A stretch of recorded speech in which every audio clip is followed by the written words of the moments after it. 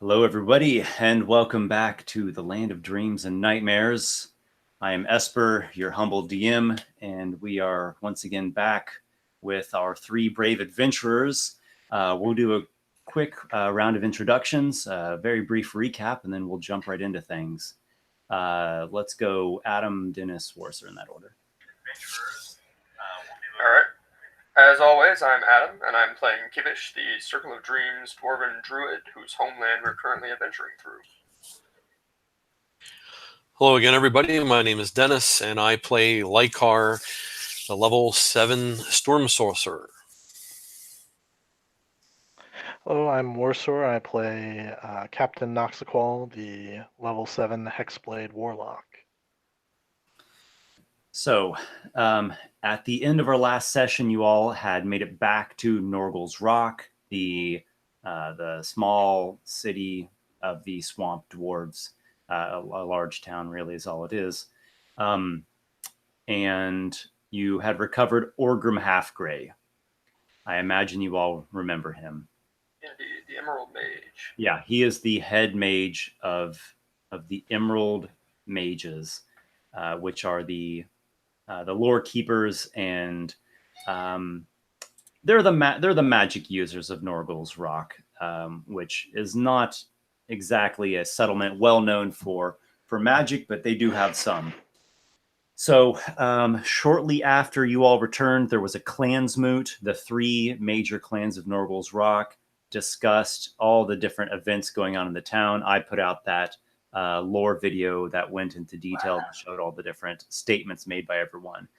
There was a lot of different things talked about, from the undead army that apparently is the host of the Mer Queen, to the different goings on here in Dens Morris, the swampland of the swamp dwarves.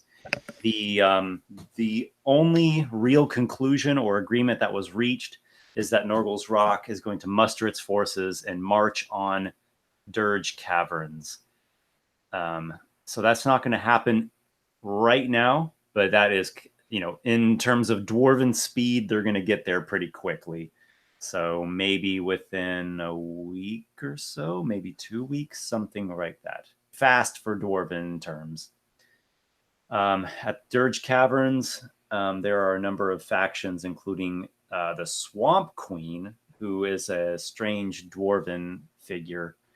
And there are many suspicions that she is in league with the Mer Queen. That's also where those necrosis trolls were being created at. So we're going to go into Norgal's Rock here. This is after the clans moot has concluded. People are all talking. There is much a buzz amongst the dwarves. The hall of the clans moot is an interior inside of the mountain, large hall, giant ceilings, huge pillars. There's different sections where the different clans would gather. There are some walkways and balconies. It's a bit of a mossy swamp cave chamber, but it's kept in pretty good order. You are dwarves after all. You are speaking with Orgrim Halfgrey, so the one that you had rescued, and he is now in better condition, having recovered from the harrowing experience and some starvation. Dirge Caverns. Are you ready for that? If I'm getting paid, perhaps. Aye, that you will be. Don't think you're going to mosey on out of here so fast. We need you all. You have experience with these rot trolls and other forces that are aligned with the Swamp Queen. And I've seen the magic that you three wield. You are a potent ally to Clan Halfgrey and to all the dwarves of Norgal's Rock. Potency does come with a price, of course, but I'd be happy to lend my aid for the right price. Speaking of prices, Clan Halfgrey has given to you their promised reward. So you now are sporting a suit of adamantine half plate. Sweet. There also was, I believe, an agreement of 500 gold coins. I believe that is correct. So, Which, Kivish and Lykar, would you like to split that?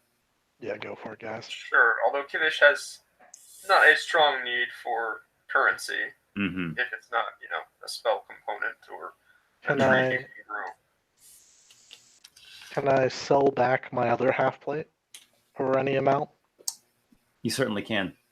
So this would have already occurred, and let's see, you'll get an offer 50%. here. Yeah, you get an offer Noxiqual's here of wearing like half plate this whole time.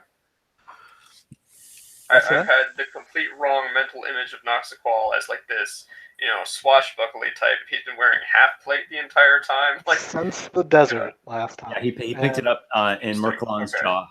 right. He's been And going the around like a reason- conquistador, actually. 375 gold pieces for your half plate. Sure, I will go ahead and take that. So Orgrim Halfgrey is a middle-aged dwarven fellow. He wears some medium armor himself, not so heavy as Halfblade, but he's got a nice breastplate, some bracers, some nice boots, and he also has this white and green tabard sort of thing with a sash and a bit of a swamp cloak of high quality. He also carries a staff, a right mage-like staff, and he has this nice belt that has like a component pouch and like a leather spell book holder, and there's like a wand in a holster. So he's pretty well decked out here for the clan's moot, looking regal and something like Good to like a battle mage or maybe a lore keeper who could hold his own in fight. It's good to see you back on your feet after the condition we found you in. You definitely look like you've recovered. And it's good to smell ale on my breath, and it's good to feel a warm meal in my belly. Indeed. Ah, that cave of horrors. I can't imagine being stuck there for weeks. I'm still having nightmares of it. At this moment, you all are approached by a different fellow. He is a human. He looks to be in his 6th decade, so definitely a graying fellow. And he's wearing a robe of the Silver Citadel. You saw him before. His name is Gundren Brightstar. He is an expert diviner. He came along with Hansel Gekri, the Archmage of Necromancy, and his whole company from the Silver Citadel. And he says, "Good evening, gentlemen. Please pardon my interruption, but I am very interested in speaking with you all." And what would one like? Sort of looks him up and down, side to side. You have business with us.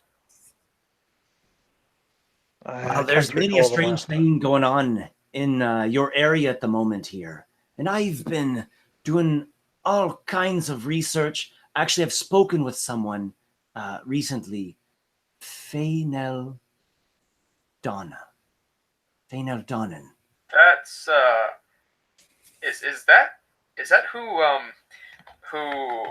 Lykar and Kivish were originally looking for in the very first session? Yes. An elven prophetess and a bit of a controversial figure. Fainel, the Wandering Prophetess. Yes. I have spoken with Fainel Donnan, and I had an experience that no one is believing, and I think you all will understand. I think you might be the only ones that will understand me. Are you aware of a location called Omen, Max? I have heard of this place. It is home to what they call the Fumeweavers, is it not? You know of the Fumeweavers, then you do. Here, let me show you. He points to it here on your map. A ruined temple.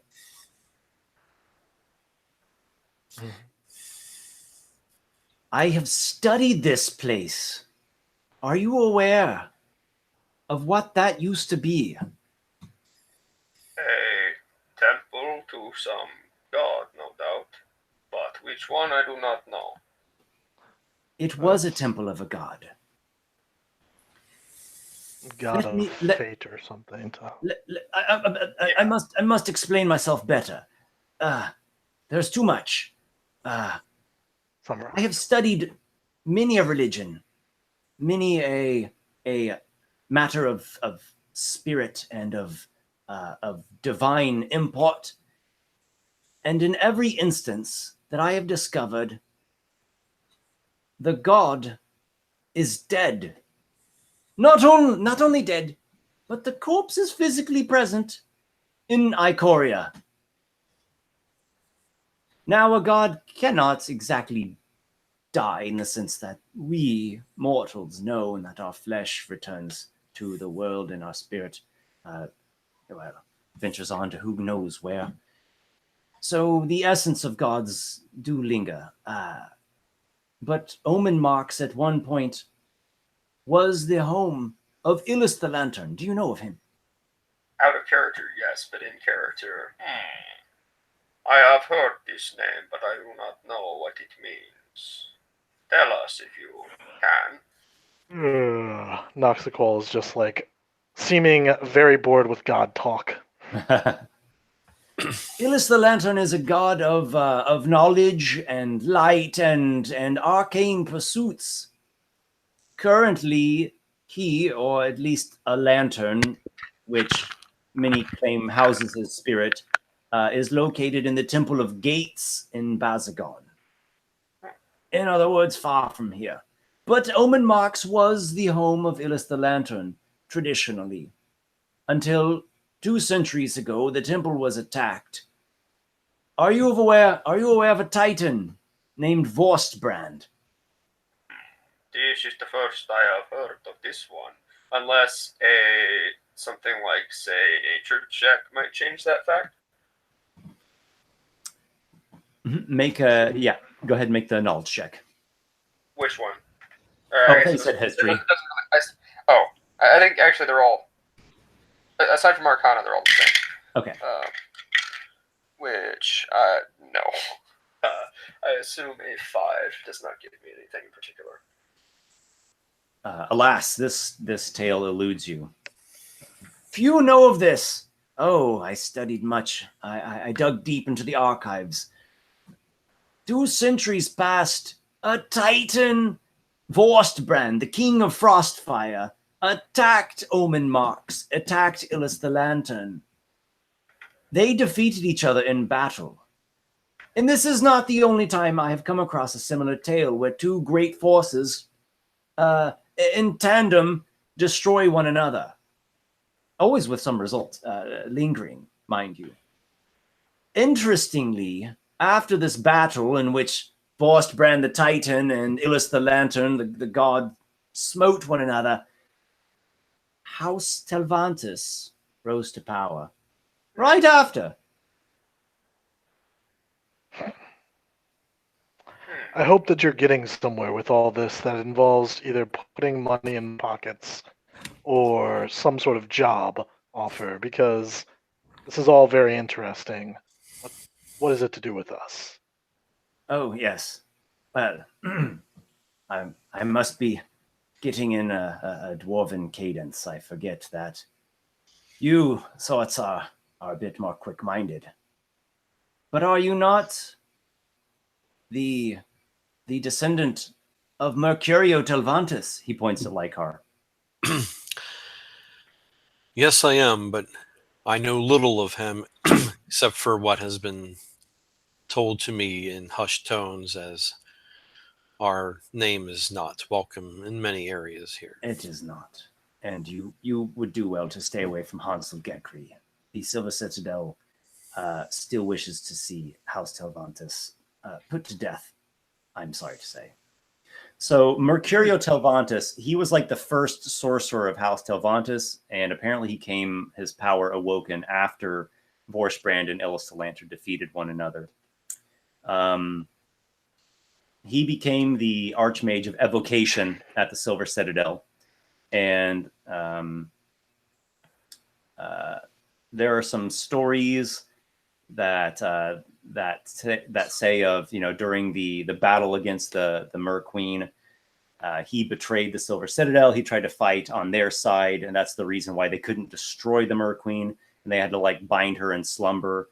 And so House Telvantis is persona non grata. yeah, the House Telvantis is implied as enemies, and they were all hunted down. Well, obviously not every single one of them, but largely hunted down and killed. Some weeks ago, Fainel Donnan was at the Silver Citadel. I was very ill at this time. I thought I was on my deathbed. A fever, a terrible fever, a brain fever. I couldn't, the mere thought of study drove me mad. I thought I was going to die. No spell, no curative had any effect on me. Until I met with her. She said that there is a collective of great spirits from beyond the stars, known as Bralaban, and they communicate with her regularly. That is whom she channels in her trances. Can you just say that one more time for me? Bralaban. Which Bralaban is not a single entity, but a collective of spirits. She says they are a collective of spirits that dwell beyond the stars. He leans in close. I have been mocked. Mocked, I say, by my contemporaries. But I believe there is truth to what she says. Fainel claimed that it is not the Mer Queen, but the very people of Dreckengrim that are creating the nightmare rack state. If only we all could focus our thoughts to light and positive energy, the realm would reach a higher state of vibration and a new era would dawn. That sounds dangerously close to heresy, some might say. Well, some around the Silver Citadel claim that her theories are unfounded and uneducated. Others say she's imagine mad. So, the Silver Citadel being in opposition to the Mer Queen. Look at me. I live. She spoke with me there on what I thought was my deathbed. Her concepts, they seemed mad yet so full of light and revelation. Something changed in me, as though my mind began humming or singing. The fever broke, and I had a dream. And in this dream, I saw Fainel, standing amongst a great vortex of winds, and in the sky, a thundercloud with a face speaking in bolts of lightning, peering down at me, eyes glowing from between the stars. Seek the storm sorcerer. Seek the grave of the Titan. That is what I heard in the dream. One man's heresy is another man's truth. And this makes two of you in as many days that have spoken to claim such higher meanings of things. If there is one I should consult with on this subject. It's good. Smoke your herb and consult your spirits. As you see, I am no stranger to being mocked Orgrim for pointing through way. There is another one. You don't speak of him, the head mage. I speak of you him. may consult with me if you so choose. This Orgrim Halfgrey has been like avidly hanging on her every word. Oh, okay. On Fainel's words? On Gundren's words.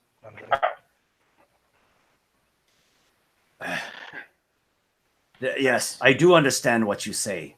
This aligns very closely with the visions I had there in the chamber of Keshabik when I thought that the great behemoth would swallow me whole, as he did Shamgar.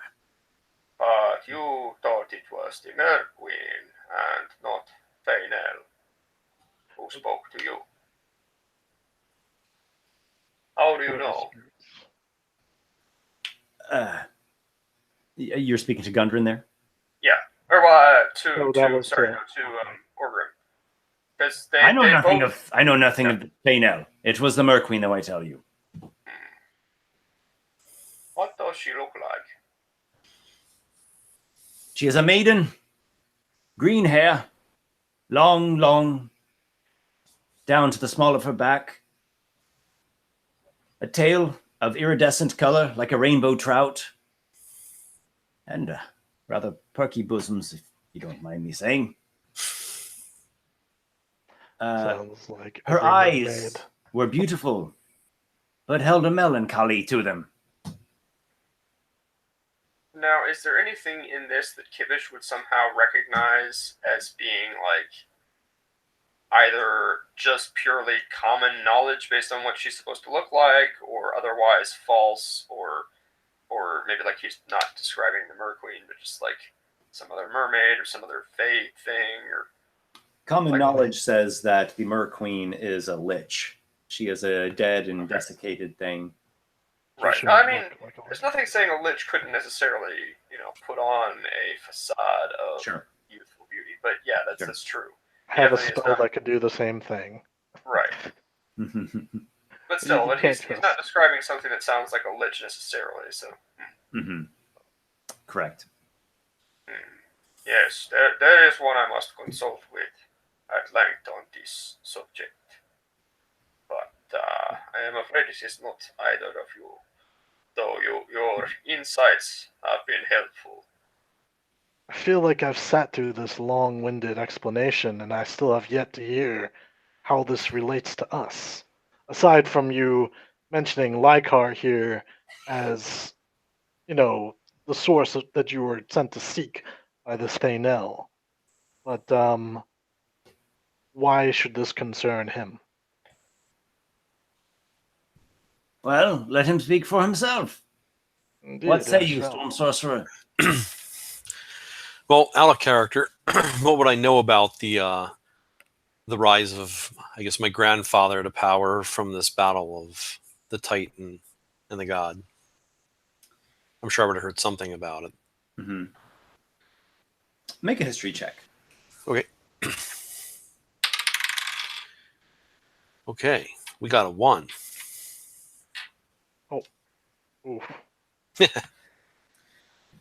The subject of your grandfather was taboo as you were growing up, and you were fleeing from place to place, living in secret. You knew that he was the archmage of one of the archmages of the Silver Citadel. He was the only sorcerer they'd ever seen. And after the battle against the Mer Queen, sorcerers were essentially ejected from participation in the Silver Citadel. They weren't really looked upon fairly before then anyhow, but that really made things bad. But you have never heard of things about a Titan or about your grandfather betraying the Silver Citadel at the last, at the 11th hour with the Mer Queen about ready to be struck down. Some of this is news to you. However, his descriptions of this massive storm cloud with a face in it that either speaks or like can connect with the dreamer is exactly like the visions you have had. In fact, it's exactly like the experience you had the night the Dark Rider was threatening out in the fields. This is very interesting. What more did you know my grandfather? Because he's an older gentleman, right? He said 60-ish. No. Oh, that was before my time. All that I can tell you from my own personal experience is that sorcerers are, to put it politely, looked down upon at the Silver Citadel. Unpredictable, uncontrollable, wild, dangerous, untrustworthy. That's the impression, mind you. I have reason to believe that there is something more to this story.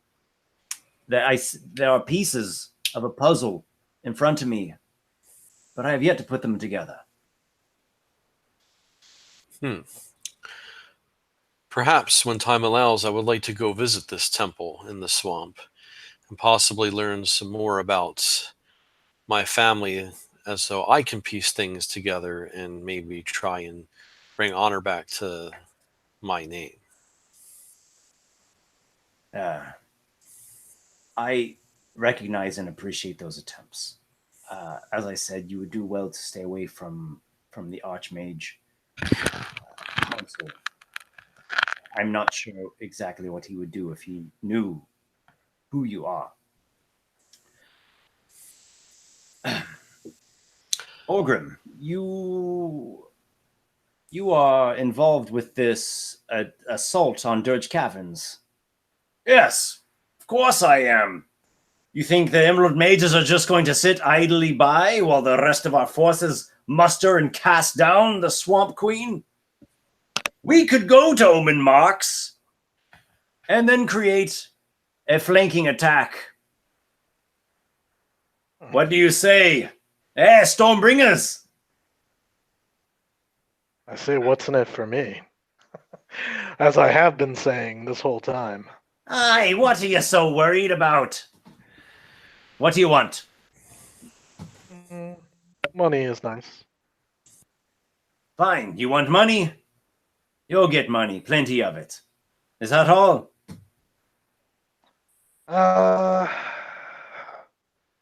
And the rights to keep any perhaps interesting artifacts that we find in the ruins.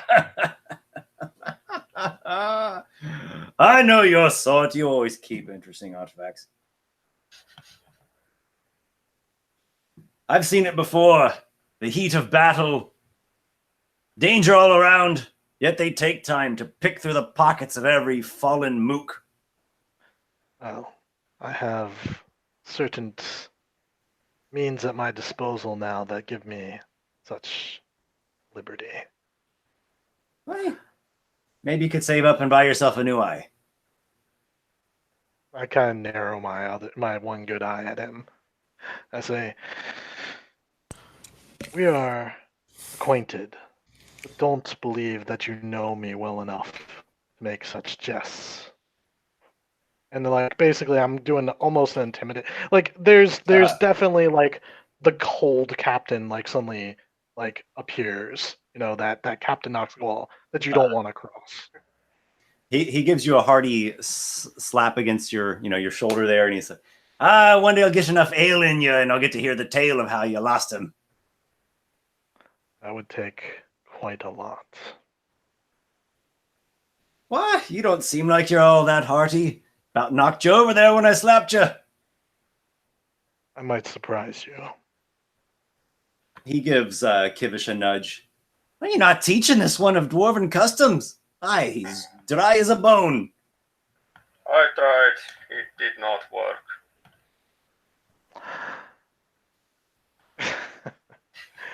I have important things to tend to if there's nothing else. As do I. And Kivish sort of is at this point has been like steadily taking a step back wherever he can do so without being noticed at this point. It's about ready to slip out the door to go like that. somewhere. Yeah. Lykar, you have time to accompany me? Sure. Although Lykar is interested in learning anything he can more about his family and history. You're free to stay here if you prefer. It's just an offer. Perhaps I will have a chance to speak with him again.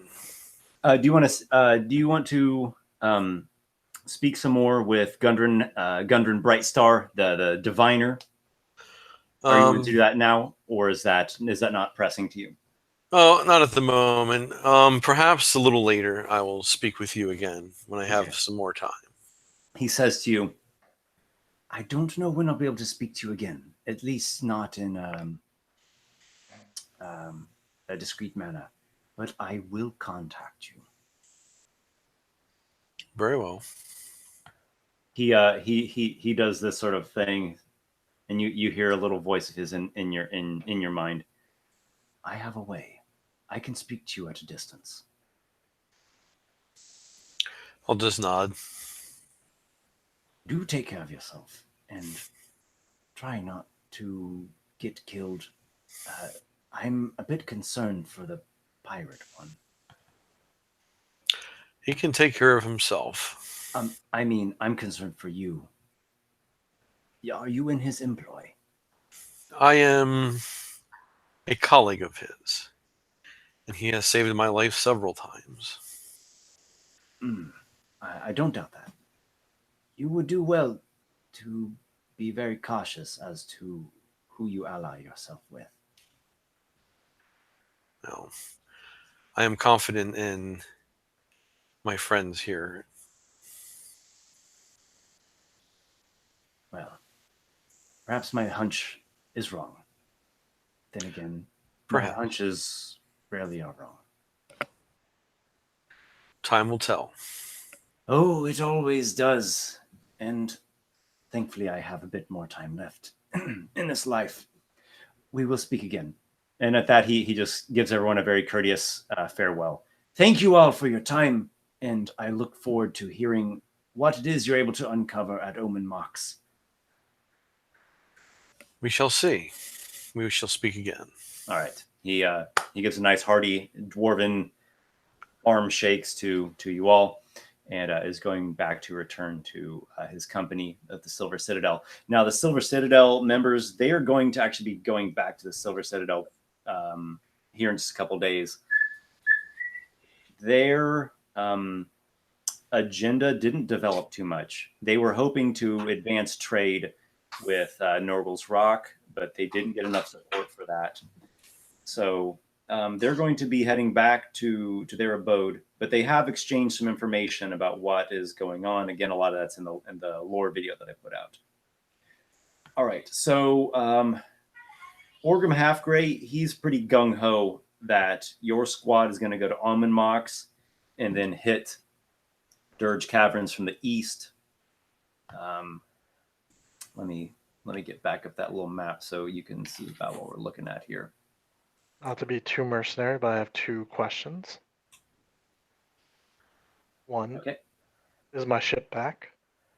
Yes. How'd they do on their trading missions?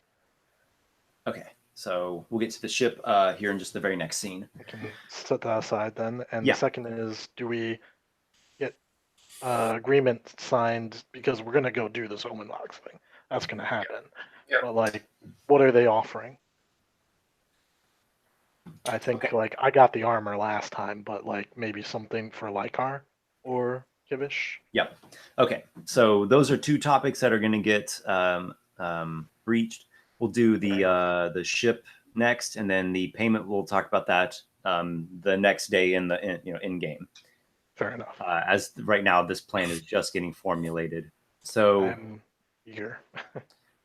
so the idea that's brewing up is that while the army of dwarves marches from the west and hits Dirge Caverns, you all are going to be the elite squad that's going to approach from the east and create sort of a flank there. Mhm. Let them focus their eyes. Orgrim Halfgrey, he's gung-ho about this idea. He says if you can catch the enemies unaware with your magic and get a strategic position, you're able to strike tremendous blows against them. Even more now that our magics have increased recently. All right, so so you go and meet up with your crew. Your ship, the Storm's Eye, is docked there at the river docks that are just west of Norgal's Rock. Let's see. We had a sort of mercantilism check before. What did we do with that? I don't recall. It's been a while. It's also looking for the name of my first mate, but I don't see him. All right, so looks like we're gonna have to do this one pretty loosey-goosey.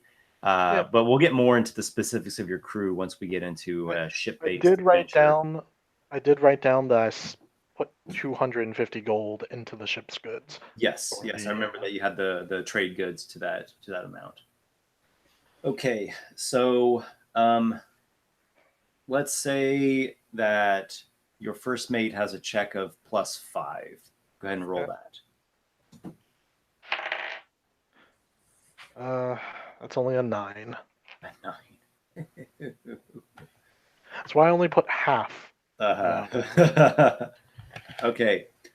So he comes back to you, and he has one excuse after another, and you have turned no profit. You come out with just an even 250 gold pieces. Oh, so he didn't at least lose. Like, I'd have to make an example of him if he lost all my money. No, he didn't lose. He didn't lose your money. Yeah. But he's like, "Oh, this item was not doing well, and something prices are down, and everyone had already stocked up on, salt and barley and coriander." This is privately happening in my cabin, I assume. Yes. And like the shadows start growing on the wall behind me, like the Gandalf effect. Like the lights all dim in the room, and he probably just like trails off at some point as he sees this. And I say, "So what you're saying is, you wasted our supplies and our time that I entrusted to you." Make an intimidate check. Oh yeah. Ooh, let's see. I think my intimidate's just my charisma. Yep. 21. Like the shadows are like sweat starting to beat on his head. Perhaps command is too difficult. I did the best I could. It's not my fault that the goods were in low demand. I did all I could, short of threatening the merchants at Blade Point. That's as much as I could. I could. Please. You should know better than to come in here with these excuses. I entrusted you this cargo. I expect you to turn a profit for me. Next time, I swear, I won't let you down again. You've served me well up till now, so I will overlook this once. Go. Thank you, sire. You are most gracious. He leaves your room. Yep. He leaves your room about as quick as he can. Yeah. You've seen like mostly nice Noxiqual up till now, but he is kind of a ruthless pirate that just doesn't really have the opportunity. Like, he keeps it very on lock. And I'm looking forward to letting that out more when it benefits him. Kivish, you seemed eager to away. Yes, he has some figuring out to do. Things have been said about the nature of dreams that he has not yet been privy to, even in his numerous quests into that realm. And he has to go to a place and ask a certain entity, or tell a certain entity that they've got some explaining to do. Okay, are you going to the Pool of Merexa? Yes, unless there's some interruption on the way. No interruption. You make your way down off of the crag side into the marshy terrain there at the foothills of Norgal's Rock, and you have that one secluded basin that you are intimately familiar with, where is the Black Pool, and there you sit by the water's edge, under the night sky, with the chirps of crickets all about, and perhaps the odd warble of a frog.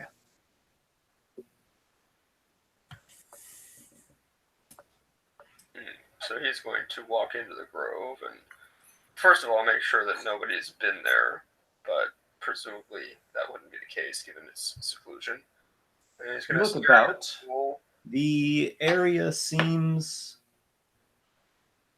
undisturbed. There's a few beaver footprints. Yeah, well, I mean, beaver come and go. It's as much their domain as it is anybody else's. They got to do something to wear down those teeth, or else they'll just like grow out of their heads.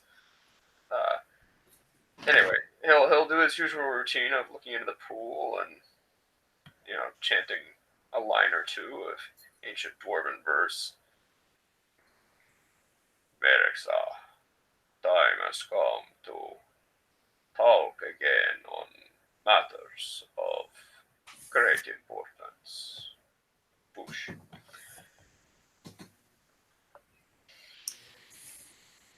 You feel a little tap on your shoulder from behind. Oh, so we are back to doing that again, I see. And he looks around. Okay, so he turns around? Yeah. All right. He turns around, and then he feels someone actually pull him from behind, and he goes splashing into the pool with Myrexa, and she is giggling much about getting you all wet and muddy. Hi. You've been ignoring me. Where have you been? I thought this stopped being funny about a half century ago. I have not been ignoring you. I've been about. Yes, but have you been seeing somebody else? I have. Shabik, maybe? That is one I came across, although I did not want to get too close for obvious reasons. I hate her. Did not seem like one all that worthy of hate. Is there anything going on inside that big crocodile brain? You look there at your impossibly skinny and deep-eyed Fey companion. She gives a bit of a pout. She's scaly and fat. That is an I guess apt description. lizard folk think she is just the bee's knees. Covered in pollen? It's an expression, silly. She splashes water at you.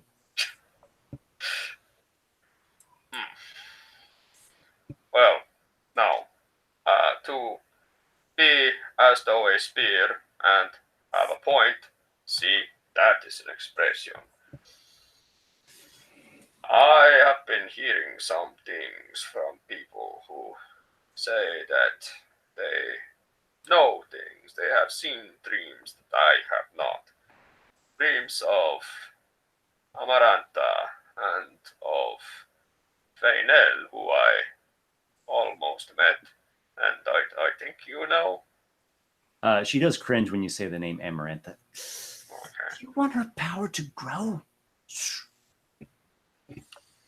I do not know she is even real. Of course she's real. How do you know this? Everyone knows that.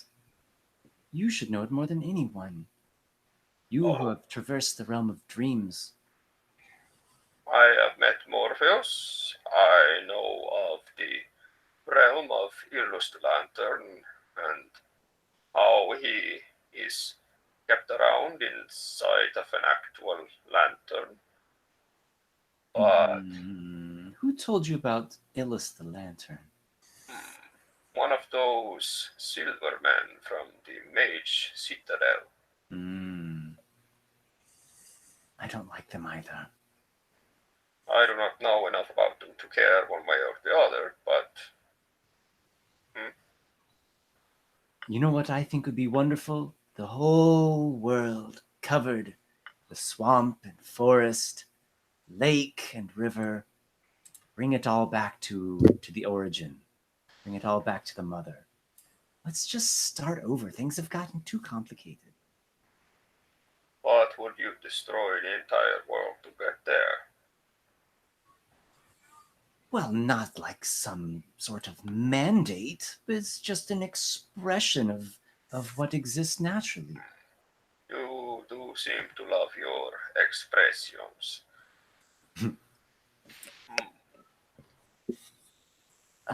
Okay, so Morpheus, he seems to be, an ally of ours, and rightfully so. And he is clearly the opponent of the Mirror Queen. I don't understand where's the confusion. The confusion is in people who tell me conflicting things. Those who say Amaranta saved them from your best friend Keshavik, and those who say that indeed the people of Threckengrim are the ones whose dreams have corrupted this land. The people of Drekengrim? How? Common person has no such power. Oh, do they not? This is the power of ascended beings, not farmers and fishers. And what do you know of out of character?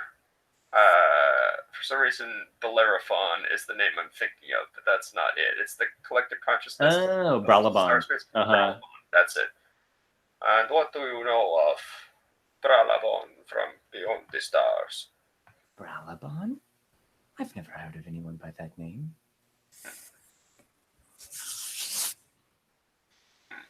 See, I think the Silver Citadel, they spend too much time locked up in their tower, reading strange old books and concocting theories and debating each other.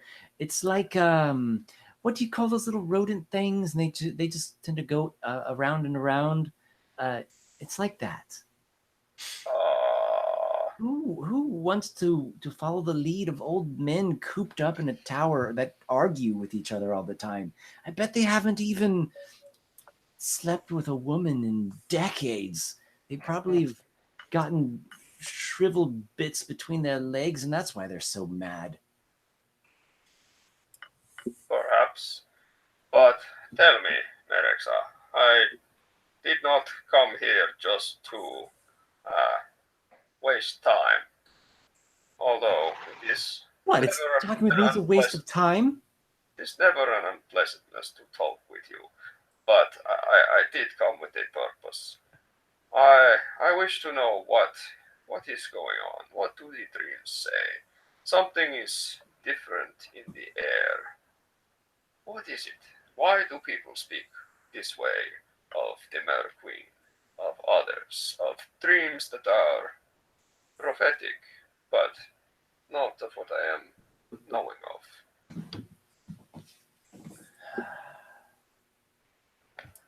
Well, that's the problem with the world, isn't it?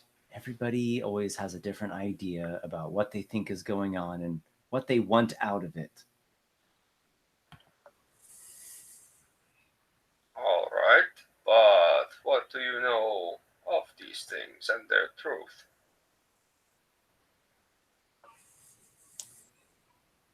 The Mer Queen nearly slew everyone in Drekengrim. She would have. She destroyed Rockness, the city, the capital city of the realm. She's a lich. Do I need to say more? Are people losing their minds? People actually want to trust in a lich? I did not say this. I thought it was radical, people trusting in Nyarlathotep, but a lich? That's what happens when you lock yourself up in a tower. See? Free air, open expanses. We can walk, we can talk, we can breathe. Why would I want to be closed in and drive myself mad with ramblings? Well then, tell me this. Omen mocks and dirge caverns. I am bound for there myself. What should I know that I do not already? Well, Omen mocks. It's a ruined temple. Apparently a bunch of mephits dwell around there.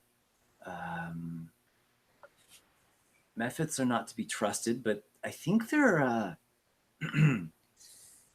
quite lesser elementals, minor things. What threat could they pose? Dirge Caverns. Well, let's see. There were those one dwarves that didn't get on so well, and they went into exile. One moment. Clan Axwort. Clan Axwort, yeah. Bitter-hearted ones, they. And there's also the Cavern of Whites.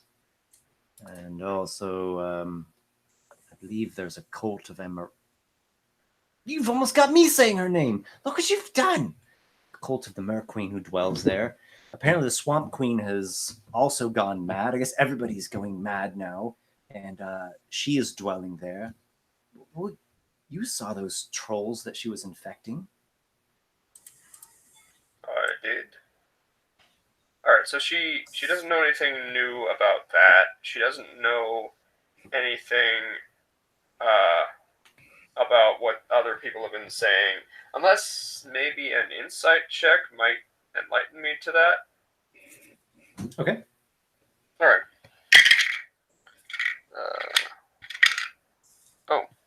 Alright, so that's actually is it a 19? I think it's a 19. Yes, a 19. 19. Clearly, Marexa is on edge and a bit upset that you have not been paying her enough attention recently, and also that you insinuated that you were wasting your time talking with her. Otherwise, she seems to either be not in the know or just unconcerned with these corner case individuals who think that the Mer Queen is not the villain as everyone else says she is. All right, that's more or You less. think what like you might need to to warm her up and get her in a better mood before you can start talking to her about changing her opinion on the Mer Queen, or even delving into that topic. Well, I don't think she needs to change her opinion on the Mer Queen. I don't think there's anything different about the Mer Queen. I think it's a fair assessment to assume that these edge cases are indeed just that.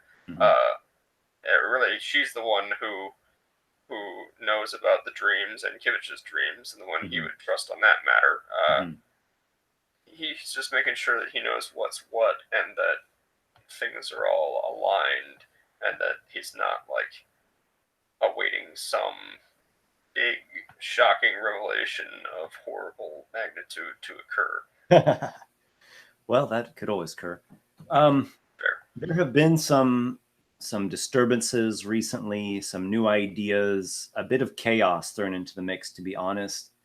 But surely these are just, as you said, edge cases, and the dwarves must remain strong in their resolve, strike down the foes here in your home region first, and then possibly look towards an assault against the Mer Queen's castle. Right. Although Kivish does not advocate for that happening anytime soon, because that seems pretty ill-advised. Yeah, indeed, it was only Clan Halfgrey who wanted that. The other two said, just a moment on that now. Pretty agreeable. Let's not get overzealous. Until that point, yeah. All right. So, let's reconvene things on a quick scene the following day, where where the three of you meet with Orgrim Halfgrey, again, dwarven head mage of the Emerald Mages here at Norgal's Rock. He has a contract worked out for Noxiqual, since you insisted, and it's a contract stating mercenary pay to the tune of what would be owed to an elite squad. So they're offering 500 gold coins for you to. That's it. Yeah, to be hired as elite mercenaries, and the flank attack he thinks is just the splendid idea. So they're only offering currency. They're not offering items of great power that enhance one's natural abilities to use powers, or like. You want to get let me negotiate this. On the relics of the Emerald Mages, perhaps you should consider becoming a member yourself, Kivish. Perhaps we should take a moment here and put things in perspective. We were paid that much, and this fine armor that I'm wearing just to go look for you and your late companion. This is much more dangerous than that. This is actual fighting, known fighting, what we are up against, what you are asking for us to do. And you offer us less? Surely there's some leeway within the Emerald Mages to use But at you've your got it all discretion. right. You've got it all wrong, sailor. Listen, it was quite dangerous for you lot to go against an entire lizardfolk tribe by yourself down into that cave to the very jaws of Keshabik. Just the three of you. Here we'll have the entire might of Norgal's Rock against whatever sickly forces are lurking about Dirge Caverns. I'm a firm believer in you get what you pay for. If you wish to pay us 500 gold, that's fine. But that will simply purchase 500 gold worth of our services. I am not saying that If you'd like, I not can put a sufficient. clause in there. If you lose your other eye, I'll get you a seeing eye dog. Mm. Be careful. There are far worse things to lose than an eye. Oh, I could think of a couple off the top of my head. Indeed. But let's not quibble over gold. If that is the best you can do, I believe there was something about you all picking up baubles and relics and artifacts from the fallen bodies of your enemies. indeed, is that included in this contract? Included in this contract is that I am going to be there risking my hide along with you all as we explore the depths and who We knows don't. what at Omen mocks. Now, just to be clear, this contract doesn't include you in the 500 gold being paid. Just us. Oh, of course it does. No, I'm just joking. I was about to say, I'm ripping this up. Now, so the army that's being sent, is it just Clan Halfgray's forces, or it's everybody? Everybody. The clans would agree on that, right? So what's It Clan? is half grey, it is Mithrillian, it is Alder, it is the minor clans, it is I have the a proposal. Fingard. It's not every last dwarf, obviously, but Right. it is the bulk of their fighting forces. Right. Are you open to one final proposal on the agreement? Not a monetary thing. If we do this and we succeed, when we return to Norgal's Rock, I've been looking for a library perhaps for some time to peruse. I'm sure my companions here might have their own things. Does the Emerald Mages have The library such a that library? I hold the master key to? Yes, I was about to ask, does the Emerald Mages have such a place? We are the Emerald Mages. Would The you Lord Keepers of Norgal's Rock. You're Would you speaking to Orgrim Halfgrey. Kivish, would you tell this man what is going on around here? Excellent. You are Then speaking to Orgrim Halfgrey. He's the leader of the Emerald Mages. I heard him, Kivish, yes. I propose then, in addition to the monetary pay, a week of time to peruse, not remove anything, but to utilize the research capabilities of your library. I'll think about it. I'll think about going on this mission. Very well. I hope you think. I hope your thoughts result in a yes. I hope so too, but I know time is of the essence. Perhaps you should think quickly. Yes, you've got some good merchant dealings to attend to. Indeed. Enjoy talking about coins. Well, who's up for adventure? I look at Lykar, and I look at Kivish. Kivish, in character, raises a single eyebrow, strokes his beard furtively. That library time sounds pretty good, doesn't it? Lykar? I would say so. It does. There are many things and possibly some history of this area I would be very interested in. And you don't even have to pay us up front. If we don't complete the job, then it's not a concern. Yes. How about But this? I've been hearing talk amongst the folk here at Norwood's Rock that there's something eerie about you. Tell me, Noxiqual, Whence comes this Captain arcane? Noxiqual. Yes, Captain Noxiqual. Whence comes this arcane might that you wield? You are not an acolyte of the Silver Citadel. Hmm. My magics have their roots in, shall we say, dark arcane matters, shadowy powers. Yes, you're a hexblade, are you not? You seem knowledgeable in such things. I will not deny it. I have studied the arcane my entire life. Mm. So you will know why I have a bit of pause with the thought of you perusing through the archives of Norgal's Rock, over which I personally hold responsibility. How about this then? Who is your patron? Is it Nyarlathotep? No, That is clearly a not. personal question that I will not answer. But Ah, how about this? then you have made a pact with the fiend. No. Now. He's like looking you over for any telltale signs. You got Look, a tail, we you got a could- tail back in there? No. I know that we No need to horns, leave no soon. tail, We no need to leave scissors. soon so that we can be on the road. But here's my proposal. Since you seem uncomfortable with my origins, what they are. My companions, give them the time in the library, and if I can persuade you in the time that it takes us to do this mission of my trustworthiness through my actions, not my words, then you can allow me to enter this library as well. Aye, that's exactly what I was proposing. I did not hear that, but if that is what you propose, let's sign it here in the agreement and be off. Okay, I agree. I'm glad we came to an agreement. I'm sorry that it was so long-winded. Yeah, saving someone's get life this man only a goes drink. so far. What was that? Said saving people's lives today only goes so far. I just negotiated you two some library time. I want you to know.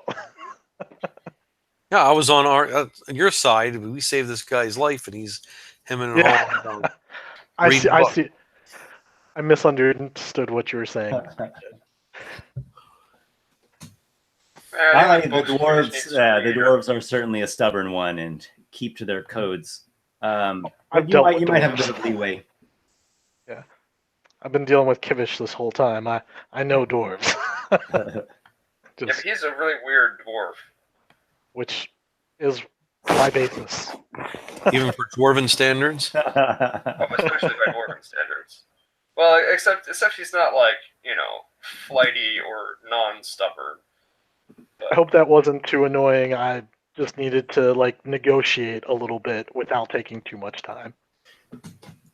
The negotiations have ended agreeably, and the party will be setting off. Maybe just here in a day or two. Are you all? Do you all need any provisions or any other preparations before you move out into the swamps once again? I think now this is just a suggestion, guys. Some Maybe healing potions. yes, you read my mind. At least one each, At least. because also there's something else that I might want to offload. I have a lizard folk poison that you told me to just write down as lizard folk poison. Yep. I got off that leader. Could I have that analyzed and perhaps sell it, since I'm not really a poisoner? Indeed, you can. So you want to sell the lizard folk poison? Do you have any other items up for barter? That's pretty much it. Okay. And And then I would did like hear, to I heard mention there of a healing potion. I would like to buy 2 of them if they're available. Yes, several would be good. Yeah, it would be good. It's Getting mine. people off the ground. Okay.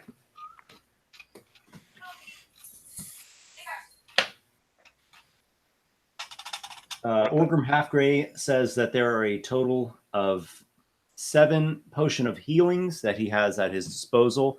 He is going to gift 1 to each of you.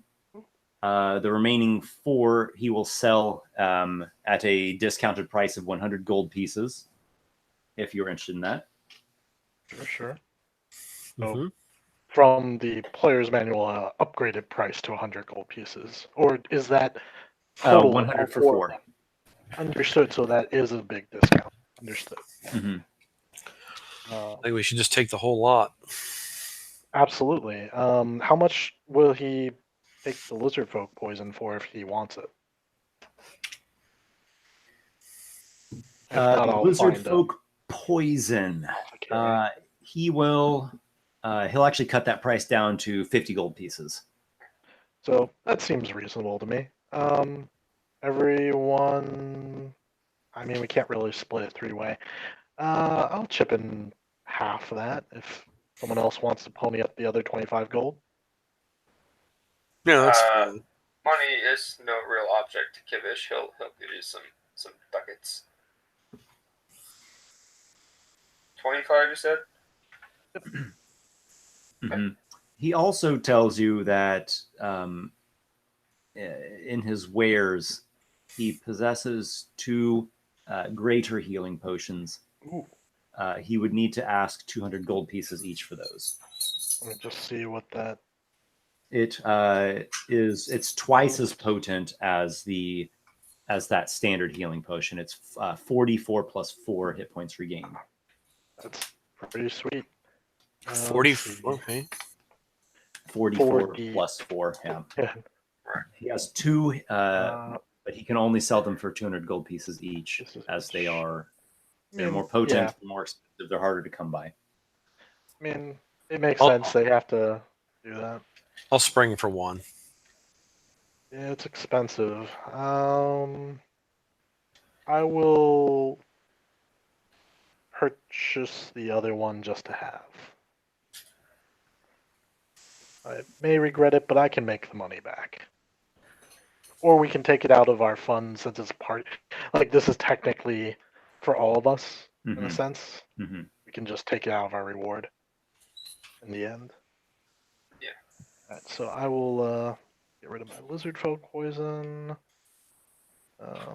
How are we dividing up these healing potions, just to be clear? Well, we were each given 1, correct? We're each given one. All right. I'll take 1 more, and then you guys can divide up the other 3. Which doesn't divide evenly. I'll take 2 of them. You take another 1. So everyone but me has 2. I have 3. And that way Kivish can heal with his magic. But yeah. And I'll also have a greater heal. Because So oftentimes. Okay, go ahead. Oh, well, while they're finishing this up, Kivish is going to start wandering off in the direction of his clan's holdings because since we're technically going to war, Mhm. he is going to perform the customary rites and collect any gear that they need to give him, and and do any other preparations for the ritual art of going off to war. Mm. Mm. Well said. Yes, there are chants. Some of the chants are made to Nyarlathotep, the great wanderer king. Others are made to dwarven ancestors, those great warriors of old, beseeching their might, fortitude, and their favor for victory in battle to come. Your family is very affectionate with you, dear Kivish. You're showered with embraces and dwarven nuzzles and great firm long arm shakes, and everyone is trying to like fill you up on as much uh, high energy food as possible, and they're like giving you rations for the road and wine skins. Does he share any of that? Oh yeah, they're like his family's like trying to like they're overloading you guys with preparatives. Awesome. I do know that we'll be back. Kivish, your mother said. Your mother says, "Did you pack your rope? Don't forget your rope. You never know when you might need some rope." We're gonna end up needing rope, and we're not going to have it. I know it. Well, we do have rope. I have a thing with rope in it. It's not frayed, is it? It gets frayed out there in the swamps. The humidity gets to it. The moisture wakes it down. We should hit the road soon. Merqueen and all that. Okay. The party makes into the swamps a couple of days later. And you're accompanied by Orgrim Halfgrey. So it is the four of you. All four practitioners of magic. Of some variety. You are trekking through the swamps for a time. A good 3 days through the swamps. As so Orgrim a wizard or sorcerer? Come again? Is Orgrim a wizard? He is wizard-like. Okay. Yeah, wizard-like. I just needed to know because I was like, do we have any wizards in the party? It's like the rest of us didn't go to school to learn our magic. We just did it the easy way. Mm-hmm. He is a more studious type, still hearty in his own regard. Intelligence would be his highest attribute. That's fair. I'll just find it amusing. We're all cheaters, and he's the one that went to school and studied hard for. You know, he went to college, mage college, as it were.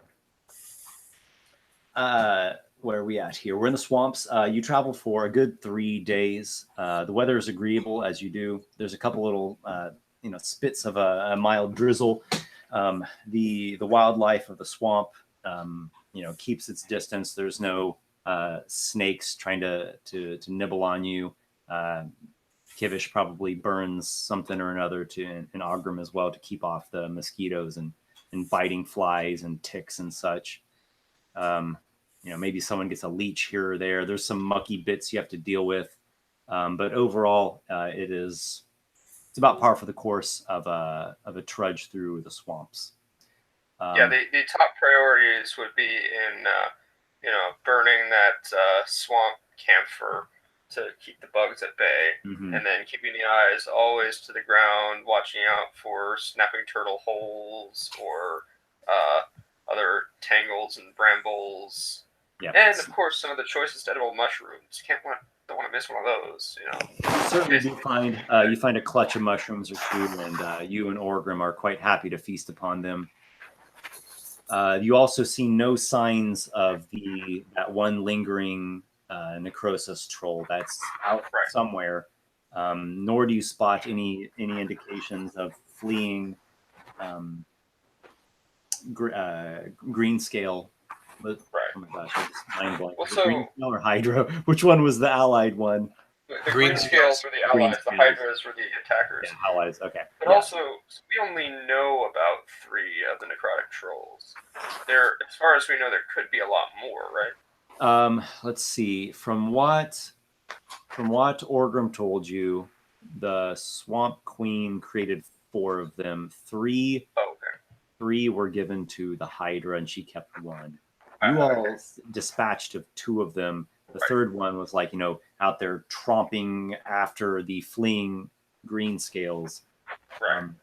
So it's like, is it still out there in the swamps? Did it go back to Dirge Caverns? Did it go back to Adder's Tor, which is probably where it was supposed to go? Did it go back to the Stungvela troll camp? Did it rot away and turn into like a zombie or a skeleton or something? It's a big question mark at this point. But you see no indications either way. And you arrive at Omen Mox early on the 4th day. It is on a bit of higher ground for the swamp. It's not on a tor, but it is on an area where the elevation is a bit higher, a bit drier, a little bit of rockiness, some ridges and some natural hedgerows. It was once a massive temple complex. Now it is a ruin of rubble and toppled pillars.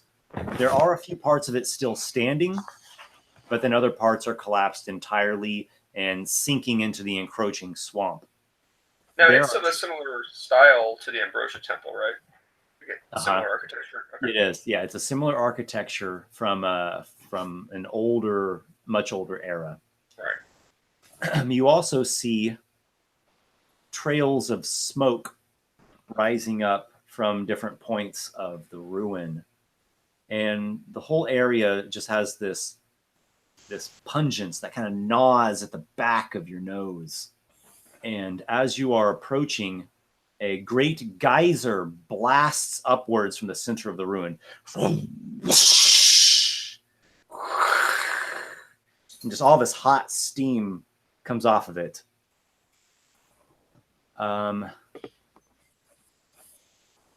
You guys walk up into the place? Kivish takes a great big sniff of air because he's been breathing the burning camphor vapors to keep the bugs at bay for all this time. So that's pretty refreshing. It smells like, mineral water and steam to clear out the sinuses. But other than that, yeah, quick approach. There's another pungence in there that is not enjoyable. However, I must point that out. There is a certain something, a pungence, an acridness, something that is kind of stinging in your sinus when you breathe it in. It's not terrible, but it's just a little kind of unpleasantness. Orgrim even comments on it. He's like, "Ugh, plug up my nose. That's terrible. Sounds like boiling baby's piss." Worse than you, if you are so weak as to be affected by this. I've only dabbled in alchemy myself. I don't have the nose for it. The Noxiqual covers his mouth and nose with his, the cloak that he wears. Mm-hmm. All right, so you all approach then the. I like to look around. Yeah, the ruins. Just giving a cursory look around, you do see some methods dwelling here. Some of them are playing games, being kind of rowdy with one another. Little things they are, maybe 2 to 4 feet tall. They have wings. They're all elemental things, composed of various substances. Like you see one that looks like it's made of mud. Plenty of others that look like they're made of smoke or steam or dust, and they kind of flit about. They have these little wings, kind of imp-like things, not devil imps, but impish in stature and composition. Do we know if the Fumeweavers are friendly or not so friendly? I'm pretty sure that all accounts have made them out to be not hostile. Oh, okay. Yes, accounts have made them out to be not overtly hostile, but you would be wise to be cautious. They are not known to keep company of other sorts. They keep to themselves for the most part here. I'll call out to the closest one in Primordial. Mm-hmm. Hello there. Who the hell are you? Says one that looks to be composed of steam. He has a few others behind him. They kind of stop whatever game they're playing. He's kind of like gawking at you guys from behind. I'll continue in Primordial just because that's the language they speak, I presume. Yeah, he responded to you in Primordial. I am Captain Noxiqual. These are my companions. Noxiqual is the name that I am called. How did you learn our tongue? I learned this long ago, but that's a long story, and I'm here to take a look at the temple if that is permitted. Well, you might want to speak with Prezious Esper. Could you direct us to them? What do you think I am, a tour guide? I don't know. I don't know you. Speak for yourself if you want. I'm not going to stop you. Where do I find him? He's going to be either at his fane, or maybe he'll be eating in the eatery. Maybe he'll be enjoying himself at the inn. Maybe he'll be brooding around somewhere. I don't know. I'm not his father. What type of method, if I may ask, is he? The big one. You'll know him when you see him. Fair enough. Thank you. Do they know what a method is, and do they call themselves methods? They Or do are they call perhaps themselves methods. insulted by it being called a method? Okay. Well, I use the you, term. you hear a few little grumbles amongst the methods. It seems like each one, depending upon its composition, speaks a bit of a different spice of primordial, we'll say. But they're all mutually intelligible, all mutually understandable. And there's like, who are these people? What do they want? Keep an eye on them. Ooh, they look dangerous. How did he learn to speak the primordial tongue? That's a story for a different night. He must be one of them wizards. I'd turn back to you guys in case you didn't understand a word of what I just said. I said, yes, it looks like we are going to want to speak to their leader, Big Method. Yes. I really should learn to speak primordial at some point. And then I say the only 2 words that Kivish knows in primordial, which I assume are probably open up. Yep. God damn it. I know how to say it in every language in the DMG, but that's all I can say in those languages. Okay, so Like Lykar says in Primordial, doesn't everybody speak Primordial? I knew you did. I think we went over this at one point. I flash you guys some hand signs that you don't understand. That's why we're all doing that. Yeah, do you guys know Druidic? Didn't think so. I respond in Druidic. Really? I took a level. Last level. Wait, what? What? No, I didn't. I'm lying. Yeah, no, I thought so. Wink, wink. But I mean, I don't know. You could have, for all I know. I could have. That'd be a hell of a move. I actually what the classed point to into it would be, Druid yeah. last level. All right, so you all proceed? Yes? Yes. Cautiously. All right, you all Looking out- cautiously proceed. You have maybe your hands there on the pommel of your weapons or implements. Kivish has a bag of jade that he had. Was it jade or malachite? Some kind of green Malachite. Malachite that he had pilfered off those Hydra lizard folk and intends to perhaps use as a trade good here to obtain some magical hoo-has and whatnots. I actually keep my hands very far from my weapon, which is over my shoulder on my Okay. back. So I just, don't need my weapon if it comes. All right, so you keep your wits about you, but you go forward in a generally non-threatening demeanor. A little bit of confidence. Very confident. You swagger onwards. There are a few more methods that you come across. There's a small group of them that are singing and dancing, and it has a cadence and a melody to it that you've really never heard before. At first, it seems a bit discordant, but there is seems to be a method to it. It's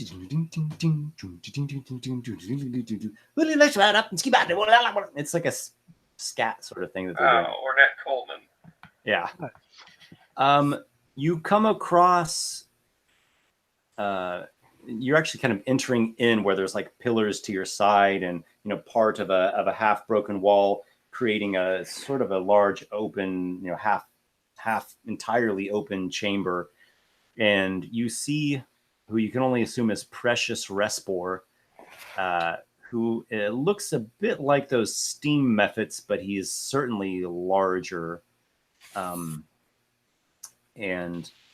he also, while none of the methods actually are wearing much here, he has a kind of a torque, a big bronze torque around his neck.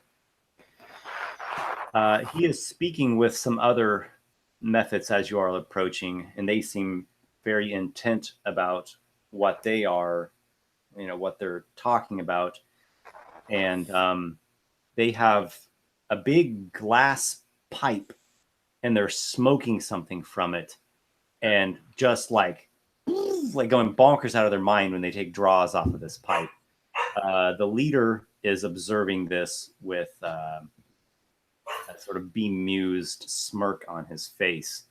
He then sees you all approaching and is like, calm down to his comrades there. And as you are all approaching, Cool, man. Be cool. You see other like methods like popping up behind rubble and watching. There's a lot of these guys everywhere. They're just kind of coming out of every corner and nook here. So, what is the primordial for Puff Puff Pass?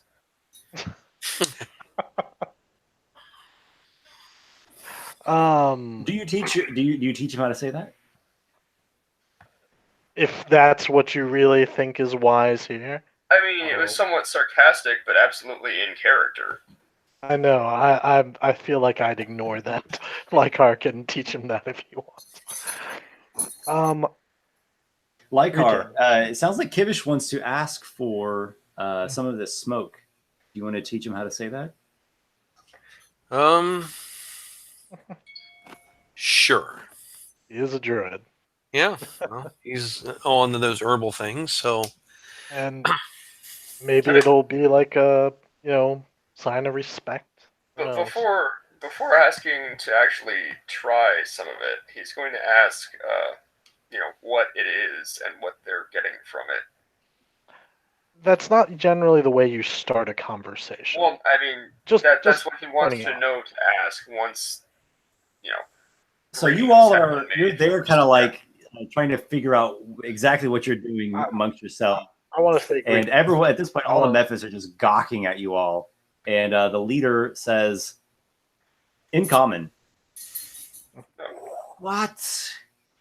What's going on? Is there a problem? There is no problem, aside from the fact that I do not speak primordial, which I am sorry for. I have been meaning to learn for quite some time. Well, I don't speak Dwarvish, but I speak Common Tongue. Are you here to make war or to trade? The latter. Okay. If you would like to trade, I would be happy to discuss it with you. Excellent. You all have a mixed company, dwarves and a human and an elf, if I'm not mistaken. Half elf. Yeah. Ah, well, we have nothing against half-breeds here. As you can see, most of us are composed of two elements. Neither do we. I would like to discuss some things. It is my understanding that the Fumeweavers, your clan, have inhabited this area for some time. Yes, it is known. Wait, are you all the company that recently slew the Hydra lizard folk? We are. I am glad to make your acquaintance. Yes, the Hydra lizard folk, torn to shreds. What are your names?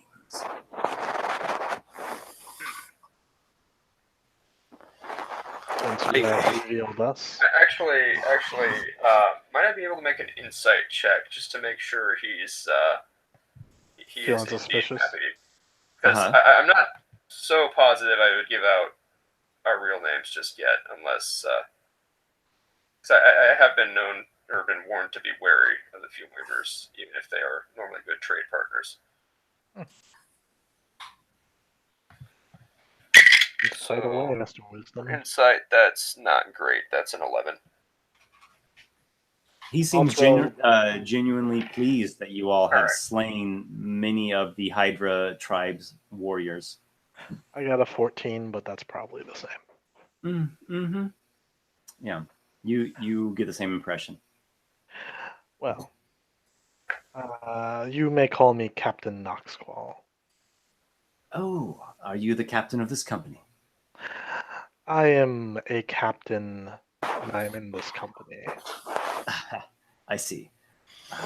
Then you all are your own. You all are equals.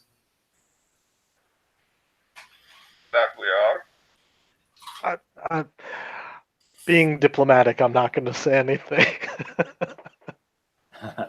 There's a big explosion of the geyser. You're a bit closer to it now, but it's actually really at the heart of the whole ruin, the whole temple. It actually has a lot of damage in terms of rubble around there. So it goes off. It's a massive, massive geyser. Shoots high up into the air. Really wide thing, like maybe 20, 30 feet in diameter. And then you can see it kind of like raining back down with like steam going through the air. And Lykar, you feel something just like this little like almost a slight shockwave of energy just like ripples through your body when that geyser erupts. Interesting. I want to try and keep track of time, see if it's on like a regular timer, sort of like Old Faithful in the back of my head. But Sure. I'll also introduce myself to the precious Esper. Mm-hmm. I said, my name is Lykar. Oh, Lykar. Yes, yes. And which one of you is the wizard? I'm wizardly, says Orgrim Halfgrey. I am Orgrim Halfgrey, head of the Emerald Mages at Norgal's Rock. We might do some trading. They like healing potions. I don't know if what you're smoking will create quite the same effect, though. You look over, and one of the methods takes a draw, and they're using a glass pipe, and what they're smoking looks like these little crystalline or rock-like things that kind of melt down. Crap. And this one guy's like, he like takes the entire bowl in one hit, and he's like, and smoke like comes out of his ears. He falls on his back and starts like wigging out and convulsing. The other methods that are next to him are just like completely laughing. Some of them are falling to the ground. Some of them are like tumbling in the air laughing. And this thing, as he's convulsing, like phantasms are coming out of him, like mirages of strange creatures, just fantastical, dreamlike things. Almost like his imagination just like manifested into the air in a. Now, they don't seem like real creatures, at least. Where do you get those rocks, crystals that you are smoking? They have been experimenting with some new mixtures recently. I see. I don't know if. Well, give it a try. Give it a try, Captain Knox. I think I will pass until at least we're done with the preliminary dealings. That way I can fully appreciate everything that this has to offer. Show the man some respect, Noxiqual. This is something he offers you as a guest. Would you turn it down? Until the business is done, I believe I would. There. So The one are on the other ground. methods- The one on the ground laughs hysterically. There's a heron in the moon! A heron in the moon! Ah! Indeed. Those around him just think it's the funniest thing ever. Respor just keeps up his smirk. What do you have for trade, if I may ask? Smoke? What does anyone come here for? Indeed. I was actually more interested in perhaps the ruins that lie behind you. Yeah. I was told that there was Let us talk. quite a history. Let us talk of that. Come. You all, he's like, clearly you all are not just regular fiends come out here to get their fixes on strange method rock. So he leads you away from the meth methods. Yeah, he leads you away from this crazy lot. He turns a corner You see there's a few, I guess we'll call them dens, places where they might have been chambers of this temple before, and they've got them kind of arranged into small dwellings. And you see methods like popping their heads out. Respor himself has a few, you don't know if they're guards or just like his immediate right hand guys, but he has a few that stay close to him. One looks like a swirling, almost like a dusty, swirling mass of dust. Another one's made of smoke. Another couple are made of steam. There's a mud guy kind of trailing a little bit farther back. So, the ruins, yes. What do you think? I call it home. It is my castle. It is quite nice. It's a ruin. Would you want to live in a ruin? Depends on what it is a ruin of, I suppose. Failure. Failure of a god, the failure of a titan. I've God heard is that. not here anymore. He died. So did the titan. Where are the but titans, people? but the Well, god we're it. died. Indeed. This is it. Your children. He looks at the methods and he's like, oh, grand methods. He's speaking in common, by the way, and you're not sure if any of the other methods are picking up what he's saying.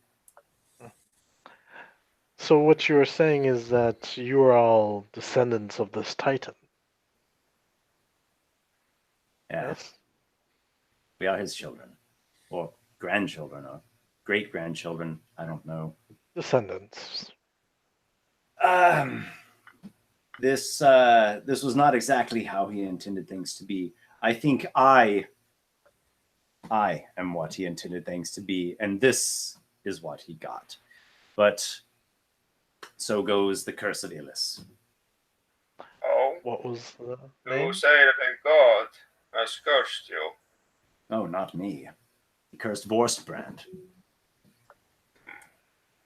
And to you, Warstrand is something of a grandfather. Yeah, he is our progenitor. Yeah, that is true. Why did they fight? That's what I wonder. Yes, indeed. What was their quarrel? Why did the lizard folk fight? I'm Because sure- one attacks the other. Why do dwarves fight against their enemies?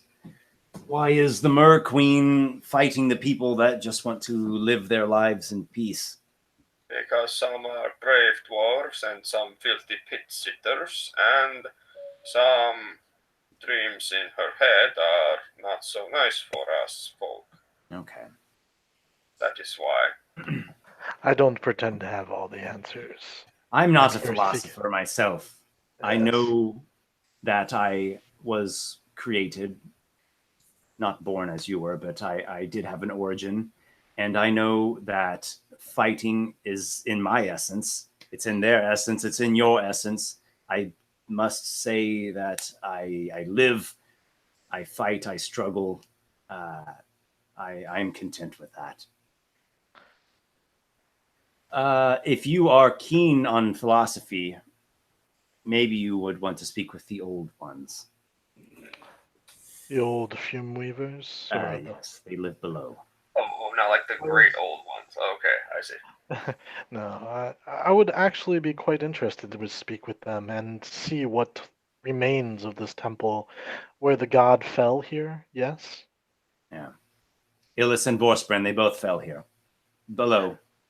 Their bodies The lie old below. ones, they are the original spawn that came from Vorspren when he was struck down. I would be most grateful if you would let us speak with them. I don't know if they would like you much. They're not as accepting. They're not as polite, as gracious as me and my friends here. But Are you saying they would attack us? Yes. I can't say that I'm. I like them all too much myself. They pay me no respect. I think we could find answers we seek Yes. one way or another. Uh-huh. So long as you Tell me, why is it that you are an enemy of the lizard folk? they were in between me and the goal that I had been paid to accomplish. Now, there are still more lizard folk. You're aware of that, right? Indeed. I do not The hate lizard all folk lizard have folk. been a thorn in our side since forever. I would be even more pleased if the rest of them were slain, and you all seem to have a knack for that. We could come to an arrangement here. I cannot accept a job while I'm currently on a job. But it is something that we could discuss. Or after, perhaps. I do not see why we could not do it. It is something that must be done, is it not? Well, the Hydra are in a completely different direction than we are going. Not the Hydra, the Greenscales. That's what I wasn't sure what you were saying specifically, but I was trying to. The Hydra are scattered. You all killed nearly all of their warriors. The Greenscales are weakened, yes, but Sir, he's saying he doesn't like any lizard folk. I get that. I was trying to be diplomatic. Sir, you stand before you stands Orgrim Halfgrey, one of the allied with that clan. I don't like the sound of that. The Greenscales are allies of Clan Halfgrey. I believe we should. Yeah, I do not believe that this is appropriate talk in this company. Since when are dwarves allied with lizard men?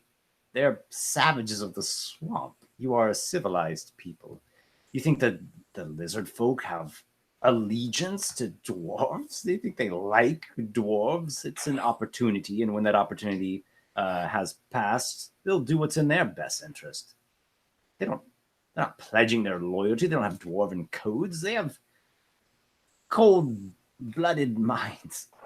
You are a fool. I have not been let down by any member of the Greenscales. They are intent upon turning a new leaf, as is Clan Halfgrey. I believe in them. I trust them. They have shown themselves, proven themselves to me. Well spoken. A man of conviction here. I do not believe that he will be swayed by your words. I'm sorry, your name again was? Orgrim Halfgrey. No, I'm talking to the Fumeweavers. I am Prezious Respor. Writing it down, sorry. My title does not hold much weight in the Undercroft. Undercroft. Oh, right. The old ones pay me no respect. But those here in my castle, they give me much affection. Well, I'm sure that should we go pay a visit to the old ones, perhaps they may learn respect. Lykar has been paying attention to this geyser. And, it does go off pretty regularly. It's not on a timer, so to say, but it goes off a lot. Like as you're talking, it keeps interrupting you at certain intervals. But nothing's said. Yeah, you didn't have that little shock run through you again. That has not happened, but only that one time. But there's something to this place that's speaking to you on an elemental level.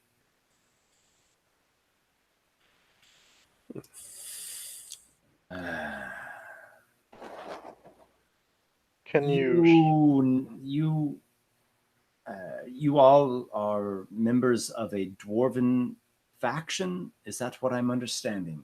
The No. Mages? No, that is merely Orgrim Halfgrey here is a member of that faction. Oh, so you other three are your own entity. Yes. Stormbringers, some call us. Stormbringers. I heard it once, it seemed fitting. Like, That's interesting. So, if you, Mister Sir Halfgrey, if you were excluded from the picture and went back to your business at Norgle's Rock, you Stormbringers could be in my employ to make an assault against the Green Scale Village. once again, it is very bad form to discuss that at this time. Perhaps I discuss some what I discretion. want in my own domain. It might be better to discuss at a later point. I'll hear no talk of that. Uh, My allies and the allies of Clan Halfgrey will not be betrayed. We're not murderers. Indeed. You huff and puff more than my friends here. Savage. I like this guy. Orgrim taps his fingers along his staff. Testing my But- patience. He looks around, kind of Unfortunately- sizing up the methods in the immediate vicinity. Orgrim, I put a hand on his shoulder. It's okay. I'm sure that they wouldn't be able to pay well enough for such a task. But let's not concern ourselves with that. We came here. Yes. Let's not talk about lizard folk anymore. Trolls. We all hate trolls, right? Everyone hates Yes. trolls. So let's talk about killing trolls. Mm. The Stungvilla trolls. Who wouldn't want them killed? They are also an enemy of ours. I would be more than happy to strike an arrangement with you all. Drugs, gyms. People must pay you In a something. good word for you with the old ones. Maybe they would let you go down and explore the depths of the Undercroft, since you are interested in history and philosophy. Those are the trolls that live in Dirge Caverns, right? The Stungvilla are the trolls of the swampland here. They have a lair that is in that's foul right. eastern swamps. That's right. The Swamp Queen, whatever, no one even knows her real name so far, but the Swamp Queen apparently got 4 of those trolls from Sekthis, the chieftain of the Hydra, and she Right. turned them into the rot trolls. I would love to discuss that, but we do have a prior engagement. Orgrim, we must meet up with the dwarves that we said we must meet up with after our The business assault here. is still going to be a few days from now. Okay, but I mean, if we went off and did the troll thing, we might get caught up. Is my point. I'd rather keep us on one track Mm-hmm. than trying to split our tracks in the hope that we reconverge. Mm-hmm. But Okay, I'd be happy to discuss the troll thing after we complete our business. sure. Yeah, So out of yeah, character. you have a few days here at Omen Mox before you have to leave to do your what do you call it, pincer assault on Dirge Caverns. Let's But see how it goes. you're not sure if say 3 days time would be enough to both locate the Stungvella lair and make mount a assault that takes out Right. most of their warriors. Especially if it's trolls. Mm. We like to plan and take our time, but we get excellent results. Mhm. Especially if So- it's trolls. Yep. Especially if it's trolls. Well, my point is, I would like to spend these 3 days planning our assault on the caverns, potentially, if we have that time, because Right. who knows what will happen down below. Hopefully not trolls. So the dwarves are going to slay the Swamp Queen and her forces. That was out of This game. is the best year of my life. That was out of game, by the way, that I was saying, but you're okay. Well, enjoy it. Enjoy these benefits, I suppose. So the Swamp Queen and her forces are going to be slain. Then you all are going to slay the Stungvilla trolls. If we can come to an arrangement, you will have to contract with us. for that. For the trolls. That's what I'm used to with your sorts, non-elementals. You know who I really hate? Who I really, really, really hate the most? Queen. Do the Well, dwarves have intentions on assaulting her castle? I cannot speak to that. That is for the dwarves to say. But I would say If it that. was up to me, we would, and we'd be doing it soon, good and well. Wait, Orgrim said that? Yes. Wait, isn't Orgrim a believer now? Yeah, he's the one who said Okay. that he saw her in a vision and she saved him from Oh, wait, rewind. Sorry. Well, the thing that got me is that that's what Clan Half Grey really No, does want. Exactly, and so I was like, wait, is this Orgrim here? Sorry. Yeah. Yeah, he is a Half Grey, and Clan Half Grey wants that, but he is the outspoken one with the dissenting opinion. So Keep you on track. So basically, what he is saying is, yes, we need to kill this undead host, but it's this Pax Marta is the one behind the undead host. She's like the lich. The Mer Queen is like it's a mermaid that's been trapped under her castle. Marta, what the heck is Pax Marta? Pax Marta was the one that you saw leading the undead army. Right. Interesting. She looked like some kind of lich or something. She was some sort of undead leader. That's the first time I've ever heard. In the clans moved, Hansel Gekri, Archmage Hansel, he said that that's her name is Pax Marta. Right, but this is the first time we've heard that actually that referred to as two separate entities, that the Mer Queen, Amarantha, and Pax Marta being different people. Yep. Interesting. Okay, all right. The Silver Citadel believes Pax Marta is basically like a captain or a general of the Mer Queen's army. Orgrim's got it in his head that Pax Marta is the one that controls this undead army, and the Mer Queen is essentially just a very powerful magical figure, but she was just the enemy of the Silver Citadel, and since they won, they wrote the history. As anyone will say if they're on the losing side, of course. Yeah.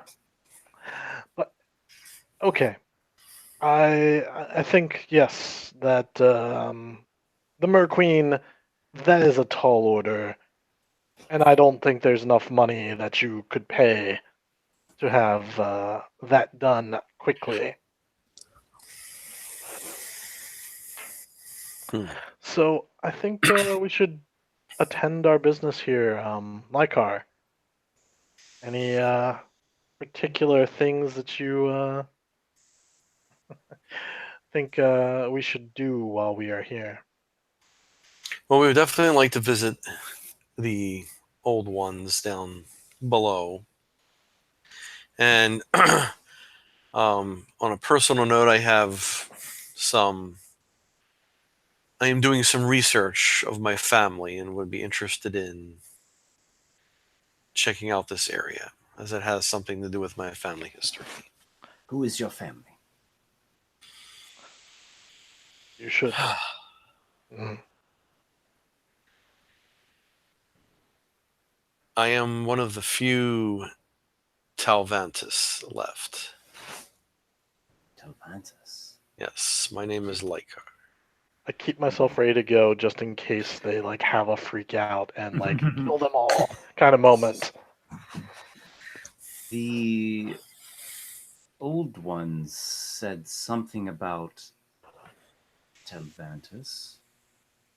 I can't say. I've heard it before. You should speak with them, but how? I think they would just attack you all on sight.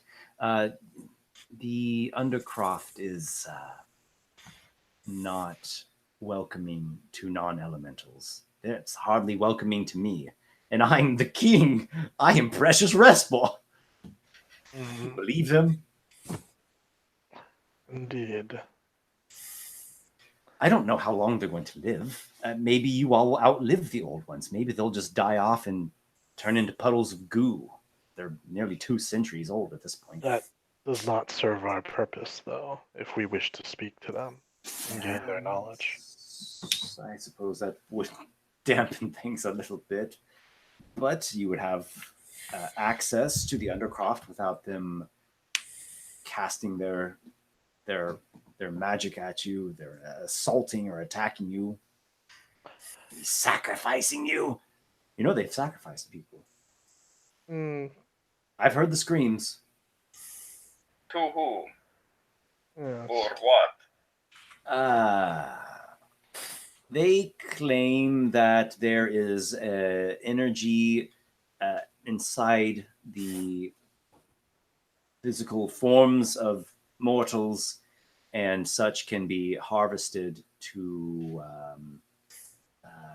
serve as a sort of residuum or reagent in their work. They have a workshop of sorts. And what is it that they make? We should talk about payment now.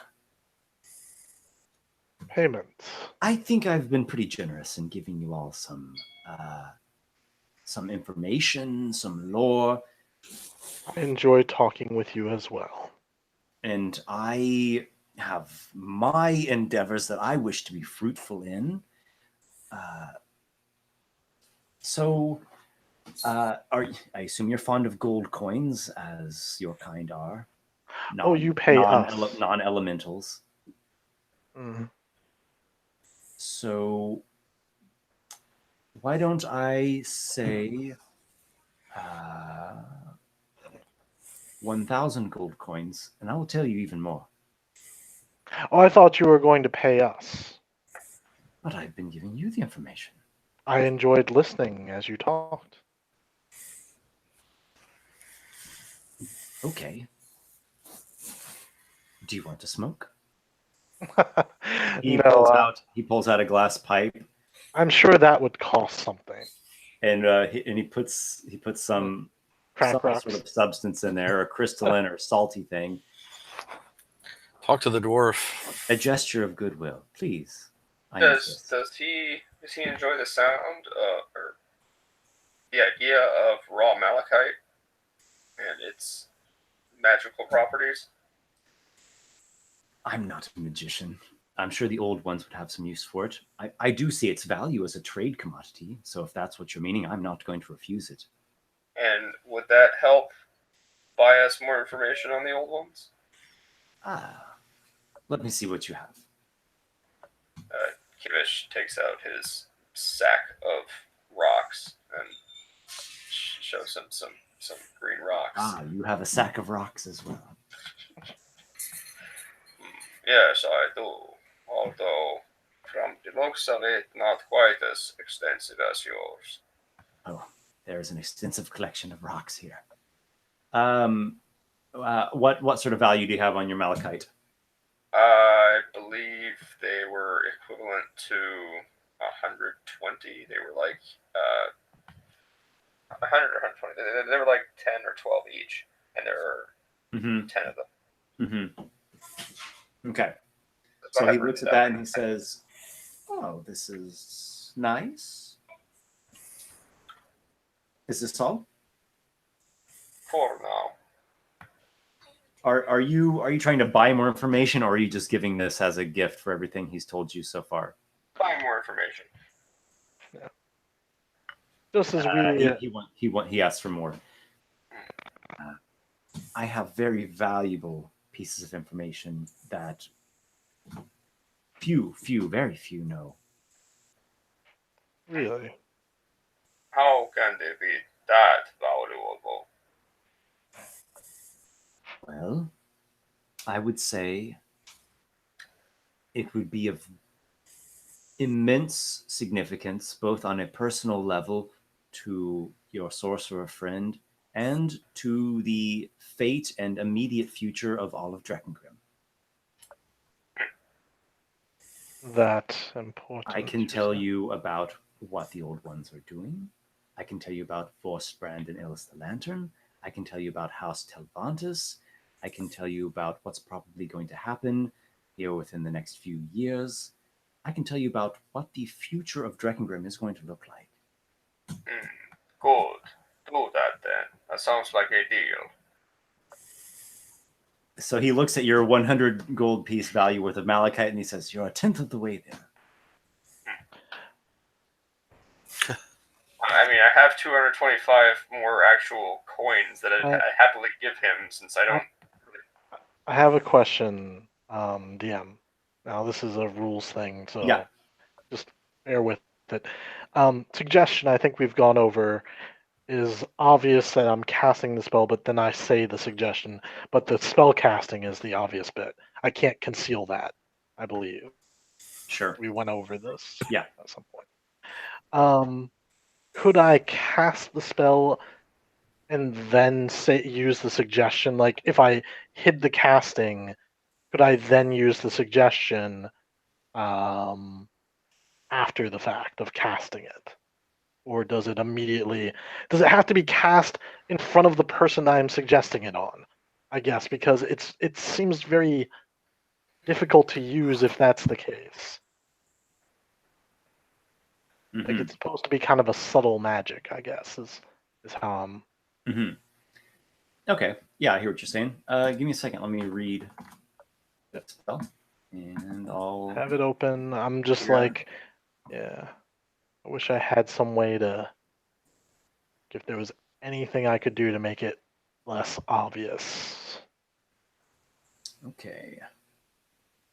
Components: verbal and material. Material. One action, range 30 feet. Concentration up to 8 hours. You suggest a course of activity limited to a sentence or two and magically influence the creature you can see within range that can hear and understand you. If I could make a deception check to kind of conceal it or anything like that, if there was some way that we could work that out. Mm-hmm. Okay, bear with me. Take your time.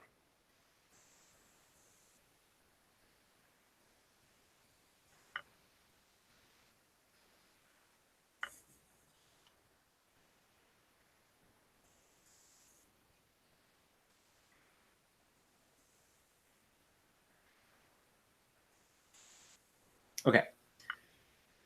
So there are a few words, magical words, that you're going to speak in casting this, and it also has a material component, which I think instead of the snake tongue or whatever, you're probably using an implement like your sword. Correct. So you're going to be holding your sword, you're going to be saying the words. Okay. If you have some way to conceal that, you are certainly welcome to try. I can walk 30 feet away from him and cast the spell. And he needs to hear me say the suggestion, if I'm not mistaken, yes? Mm-hmm. So could I cast it 30 feet away and then walk back over and make the suggestion? I mean, walking's in the same action, I guess. Move. Mm-hmm. So, I'm personally a fan of playing things out. So if you agreed. if you want to try it, yeah, tell me what you're doing and we'll see what happens. I just wanted to make sure that we're on the same page, rules-wise. I understand. Here's what I'm going to do. We're in the center of the temple, yes? It's not the center. It is like a side or a corner of the temple that has some of the walls still standing. Okay. So the center is the most ruined part and also has this big geyser. He's talking with Kivish right now. Can I kind of wander and look around and kind of look like I'm looking? And I'll just kind of reach back up and kind of, touch the eye and the hilt of my, my sword as I wait till I'm 30 feet away, if I can get 30 feet, and then kind of whisper some magic words. Okay. Make a... Would this be deception or stealth? I'm okay with either one, but I'm much more okay with deception. You can choose which one is more to the style of what you're doing. Deception. So what I kind of wanted to do was maybe like look like I'm praying a little bit, kind of cover my mouth with my hands and kind of reach up and like touch the sword Yeah. Maybe the eye like opens up a little bit and like looks around, finds the target, you know? Mm-hmm. Okay. Go ahead. Make your deception check. That is a nat 20 plus 8. 28. Nice roll. Thank you. Excellent It roll. comes through for me when I need it. You swing around a little bit. You seem to be taking in this location, the ruined temple, the geyser, the Mephit folk that are dwelling about here, and their various antics that they have kind of going on all over the place. You apparently mutter some things to yourself as you ponder. You clutch your sword, or you stretch, or you do something, Yeah. and you have cast your suggestion spell. A walk back. Without seemingly without any of the methods really knowing exactly what you did. What is the DC of your spell? DC 17. 17. And what do you say to Yep. to As I walk. Restore? As I walk back, let's see. I just want to make sure I'm into a sentence or two. Perfect. So my understanding of the situation, you put your money in front of him, Kivish, and we're like 100 gold or whatever. I'll walk back and I'll say to him, this is enough money for the information that he seeks. Surely you understand that we'll be helping you even further in the future by eliminating the Swamp Queen and many other things that will benefit you much more than the money. Like that, the first bit was the suggestion, the 1st sentence, and then the rest was kind of to make it seem less obvious that I'm controlling him by this. In his own mind, he'll justify it. You know what I mean? Yeah, his head kind of rocks a little bit. Yeah, you're right. I shouldn't be greedy. I'll take the malachite. That should suffice for now. He collects the malachite from Kivish, and he says, the old ones do have a workshop, but it's actually Vorstbrand's tomb. And much as how a god never truly dies, neither does a titan. They intend to bring him back. He will come back. Oh, that is undeniable. He will come back. I knew it. What manner of strength will he have? Well, that is what they're hard at work on. And when he comes back, he will be a force of reckoning for trolls, for lizard folk, for evil liches and merqueens who are a blight on the land.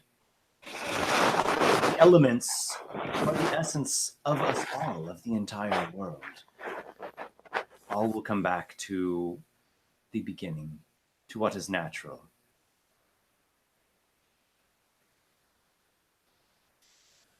Telvantis. Yes. I suspected that might be the case. Vorstbrand had a brother named Telvantis. And Vorstbrand and Telvantis made their plans. Vorstbrand came to sack this temple to fight off, to strike down Illis the Lantern. And Telvantis went to the temple at the end of the world to strike down Victarion and his angels. Wait, what?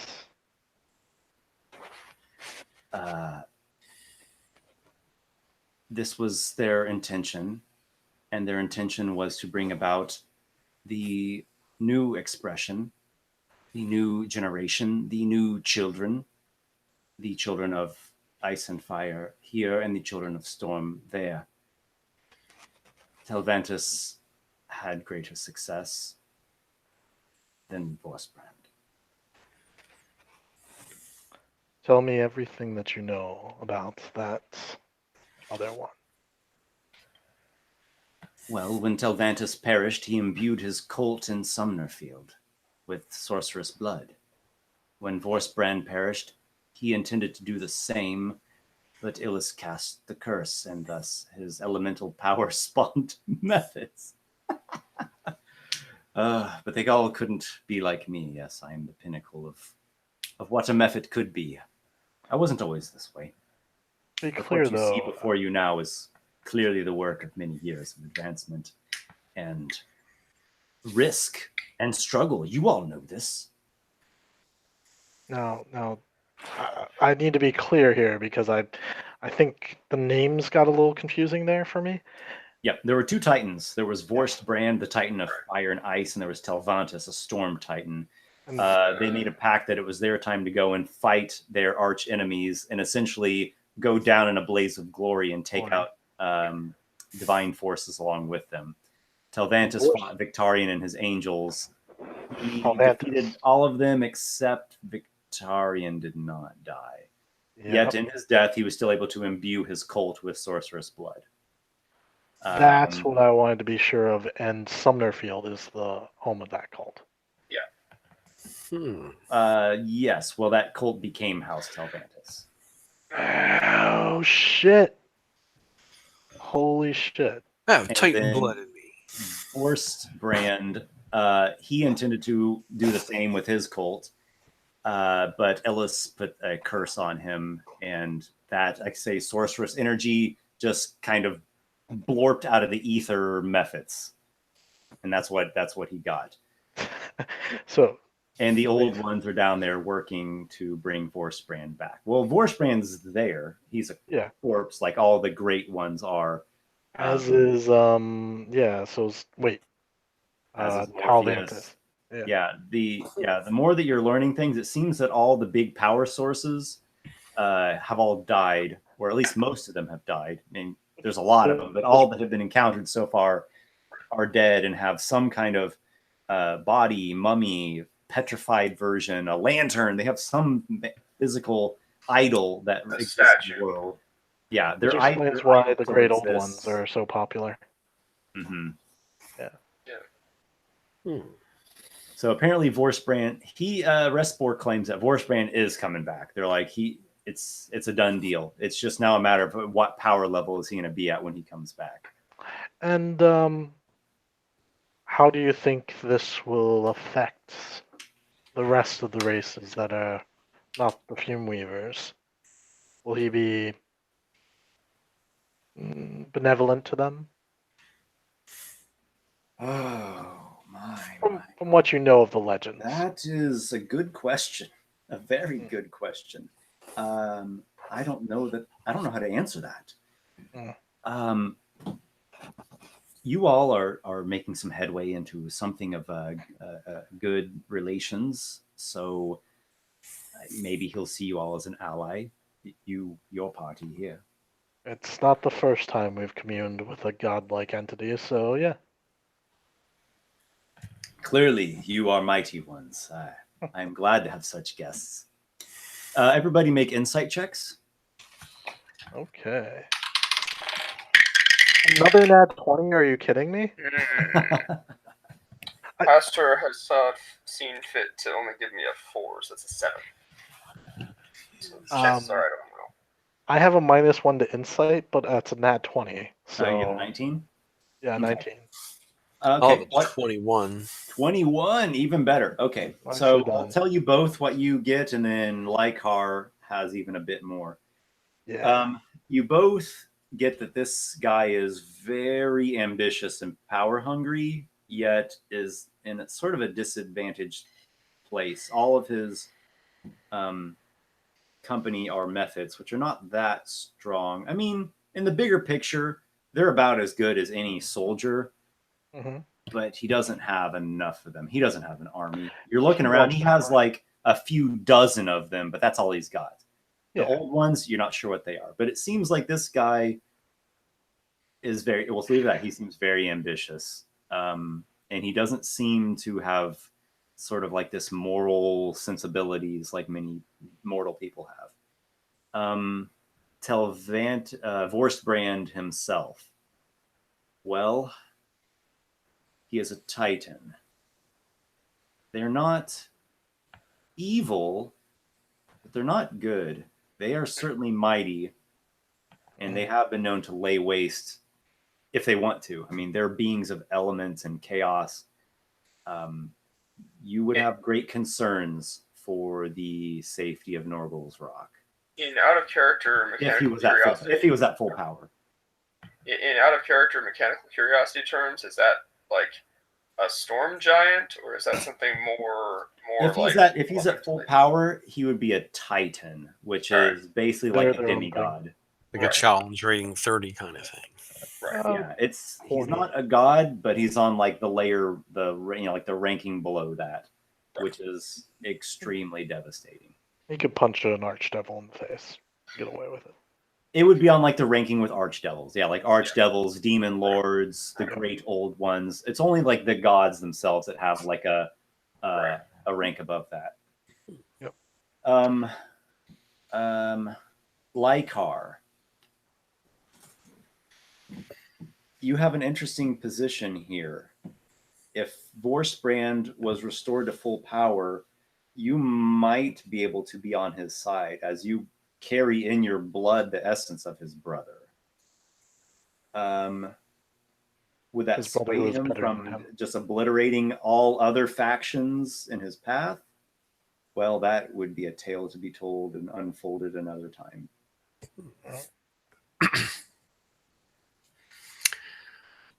Oh, You also sense that there are some more secrets locked away, or maybe just held away down underneath this place. I say we go in and break that lockbox open. that's what I was thinking. Maybe I can go down there and throw my name around a little bit. Yeah, I mean, you're technically like the scion of one of their gods. Like Uncle Telvantis,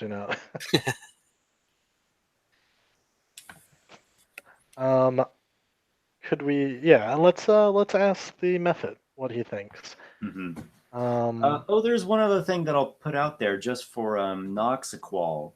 Yes. As you were kind of like trying to piece through things in your mind there, you Yes. thought that Victarion, that like archangel, I caught it. Yeah, didn't die. So there was this whole grand clash, and everything was supposed to kind of balance out. But there's this remainder Victarion, which is pretty impressive. That the other Titan took out a god, but this archangel was powerful enough. Yeah, with his army helping him. Well, yeah, he was an archangel with a company of angels. Yeah, believe me, actions. If you get an army, they can usually take out one thing, even if it's vastly overpowered. It sounds like he had like his host, his angels with him, not an army of angels. Oh, I get you. He had his retainers, his adventuring squad. party. Yeah, his posse. His party. It was his party. Yeah. Yeah.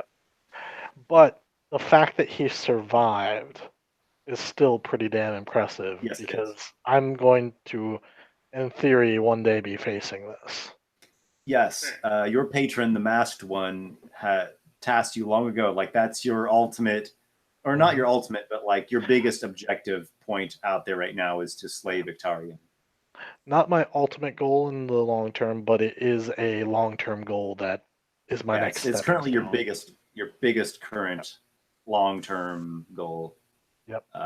In terms of like what your patron has tasked you to do. Which is gonna also there's something about your patron that's helping you assemble this weapon that will be effective against this archangel, which you have. It's already pretty damn effective. Like you have the sword plus you've imbued it with the shard of darkness. Mm-hmm. I wonder if some Titan powers might help that out.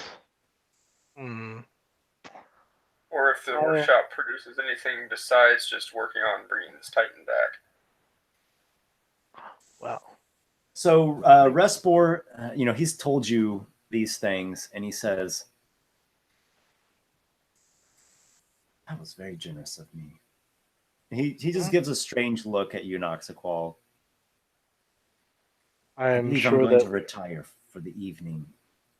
It was a pleasure speaking with you all. Indeed. Indeed. Rest well.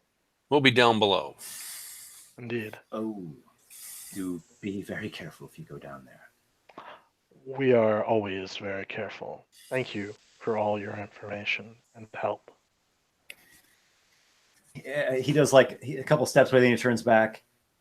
Are you sure you don't want to smoke before you go? It might make the experience a little more interesting. Orgrim? Ah, I'll trust myself a good dwarven pipe, but none of what they're smoking here. I agree. Except for the dwarven pipe. You look over, and another one of the methods, he takes that same substance, and he like does twice as much. Like the bowl's actually like a little mound on top, and he hits it, and he like clears the whole thing, and he just like just falls onto his back, and I thought you were gonna say like he swelled up and like floated away. he just falls onto his back, and this gigantic puff of smoke comes out, and Your ancestors it starts would be so it starts twisting and warping, and it starts swirling into a vortex, and this sort of gate opens up in reality, and out flops this what looks like a humanoid hippopotamus, like a thing from just a mad dream. I guess in out of game meta terms, it would be cartoonish. And Respor turns around and he exhales this breath of steam that just cooks the thing alive, and it just like turns into a freaking roasted steamed ham. Steamed ham. Also, Wow. please tell me What? this is how these things The reproduce. hells was that? This is how the Fumeweavers reproduce, right?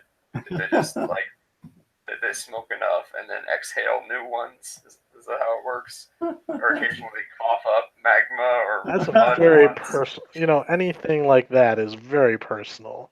I don't think you want to go poking those.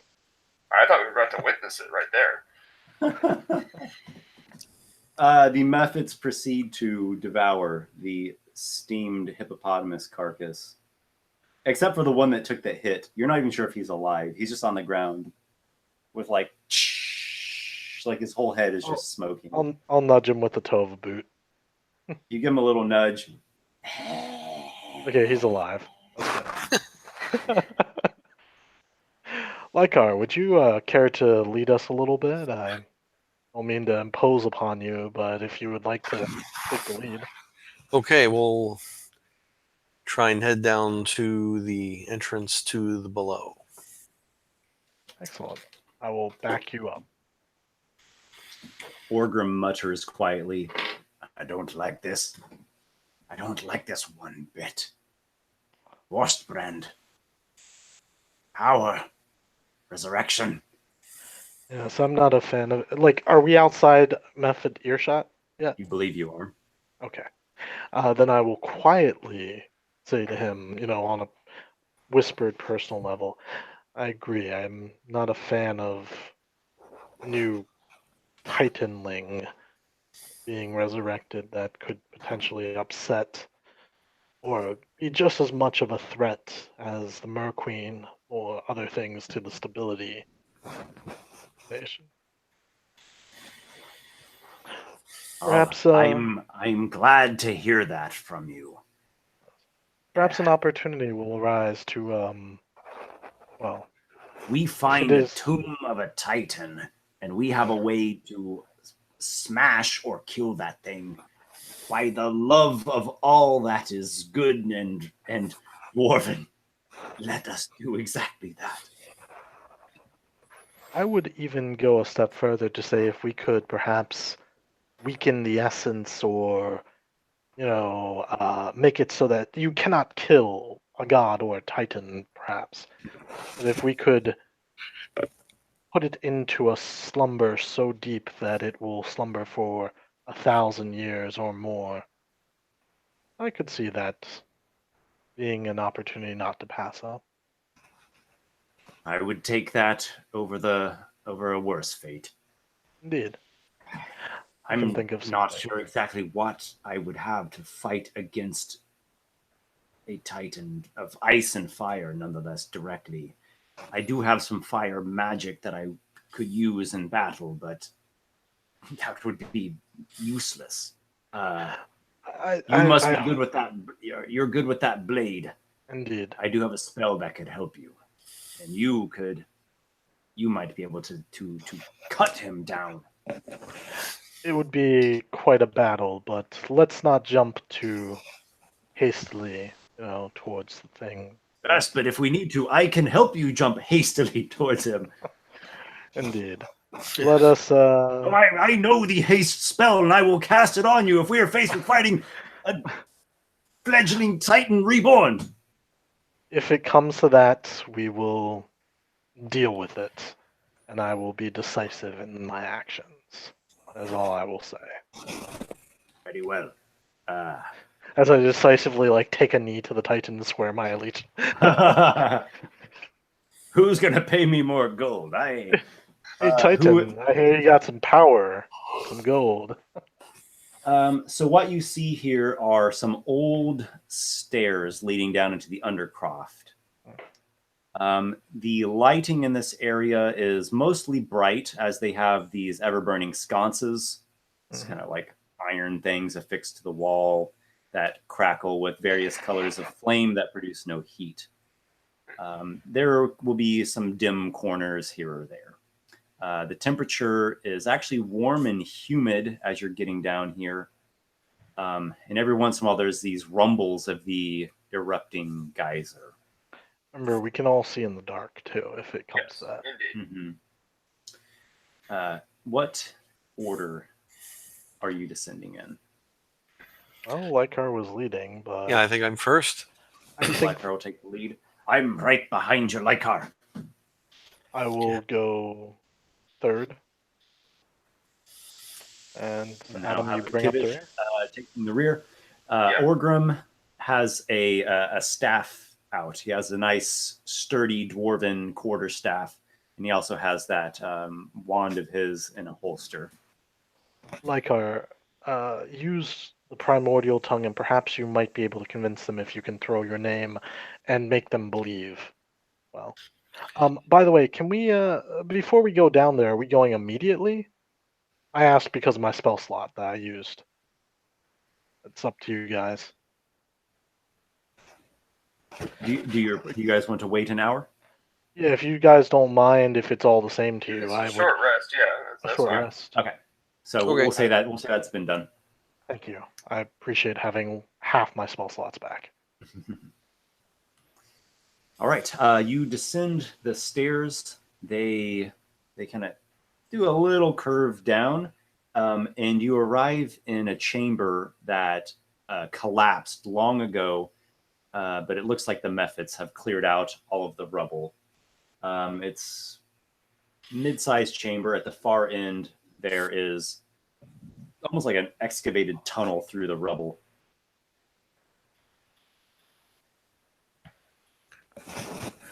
You continue on. Okay, so you just keep on going. I was going to maybe announce my presence. Okay. Now the other Titan, that was Frostbrand, right? Vorstbrand. Though Vorst does mean frost, but Vorstbrand is the name. Vorstbrand. Okay.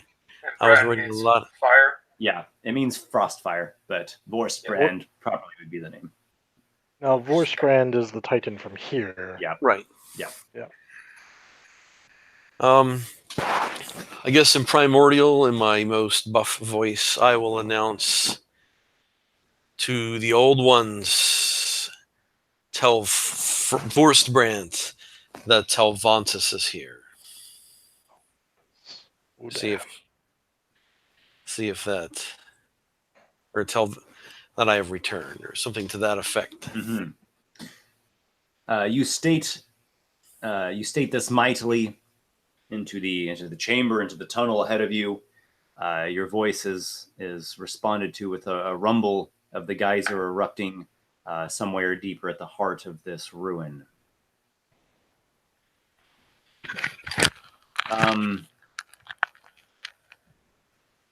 There is a voice that yells back, and it is in the Terran dialect of Primordial, so the Earthen one.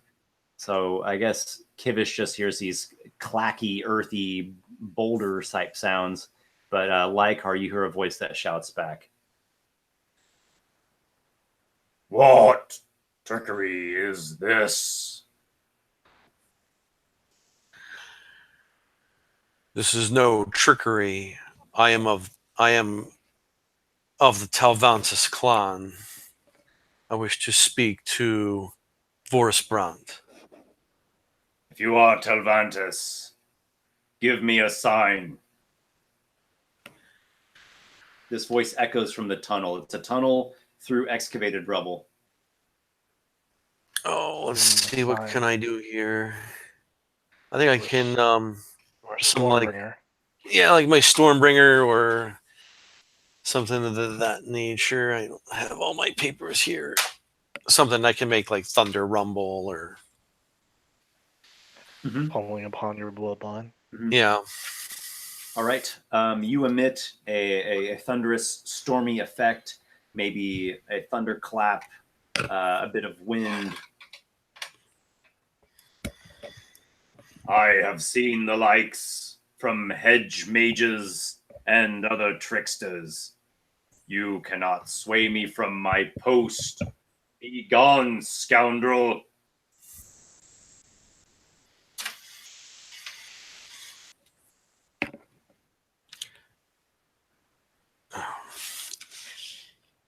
If you do not announce my presence to Forcebrand, I will come down there and personally remove your head. Damn!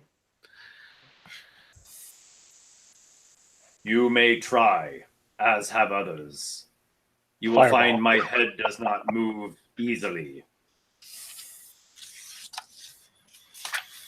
Well, on we go. I'll translate to Kivish real quick, like what just went down, so he's on the same page. Okay. Apparently, there's some guardian there, and he's not. He is not a believer. Yeah, he doesn't He seem has to not believe been convinced. There is a trace of doubt in his mind. you. It's fine. I'm sure that when he's begging for his life, he'll be slightly more circumspect. All right, well, we're going to go find this guardian and have a chat with him. I've got your back. Get my sword. Just draw it out. Keep it in my hand. You all proceed through the tunnel. It winds a bit through the kind of mounds of rock. It loops around. It goes down, descends more in elevation. You find yourself in a large chamber that has been excavated from the rubble. To your right-hand side, the chamber starts to take more solid form as the rubble ends, and there are sturdy masonry walls, and there's a nice solid stone door. In this room, you see a creature the size of a large man. It is composed of elemental earth, a big rocky thing, pretty strong looking, and it actually has a breastplate and some pauldrons, bracers, a helmet. It's some sort of earth elemental creature bound into plate armor. You even see a sigil in the armor, and it is carrying a nice hefty maul. Are you fighting it, or are you going to do something else? Well, I guess we could try. We'll try and parlay here for a minute and see how this goes. I will give you the opportunity, and I will just back you up. Are you the one that refuses to take me to Vorstbrand? I guard this chamber. Your kind is not welcome here, elf. My kind. My kind was here long before your kind ever walked the earth. Just trying to bluff my way through this. Trying to think of what a Titan would know. It is heresy you speak. The elementals existed in the great swirling chaos before all. I will, I'll try and whip up the wind and stuff around me to make me look a little more Titanish. Your tricks do not impress me, elf. Be gone. This is your last chance. I will not ask again. I have been appointed here to serve as a steadfast guardian. For decades I have stood my ground, and I have never wavered in my duties. How dare you assume that I would bow at some hedge mage parlor tricking pointy-eared rapscallion? This rapscallion is the scion of one of your progenitors. You would do well to show him respect. It is true. This one talks to clouds with faces. If you are a scion of Telvantis, then why are you with dwarves? My company is my own to keep. I asked myself the same question. he I'm just kidding. I love you, Kivish. is not impressed. Do you have another something else that might display your power? Well, I mean, on my storm stuff, I have like, as far as spells go. How about this? Like, make an Arcana check using charisma. Mm, Okay, well, that'll give me +6. that's pretty sweet. 14 + 6 is 20. Unnatural 20. Okay. You tap into the storm sorcerer power that lies within your blood, and you channel a minor manifestation of Telvantis. A storm cloud kind of emerges, emanates from your essence. For a moment, there's an indication of a face in it, a grimacing Titan face with lightning bolts crackling around the eyes and from the mouth. And there is a rumble, there is a whipping wind. And the Guardian is dumbfounded by that. Can it be? I have lived to see the day come in which the great Titans shall resurrect in truth. He bows down and plants his maul like this. Let's see. He says, "Forgive my disbelief. I have seen many imposters over the years." Very well.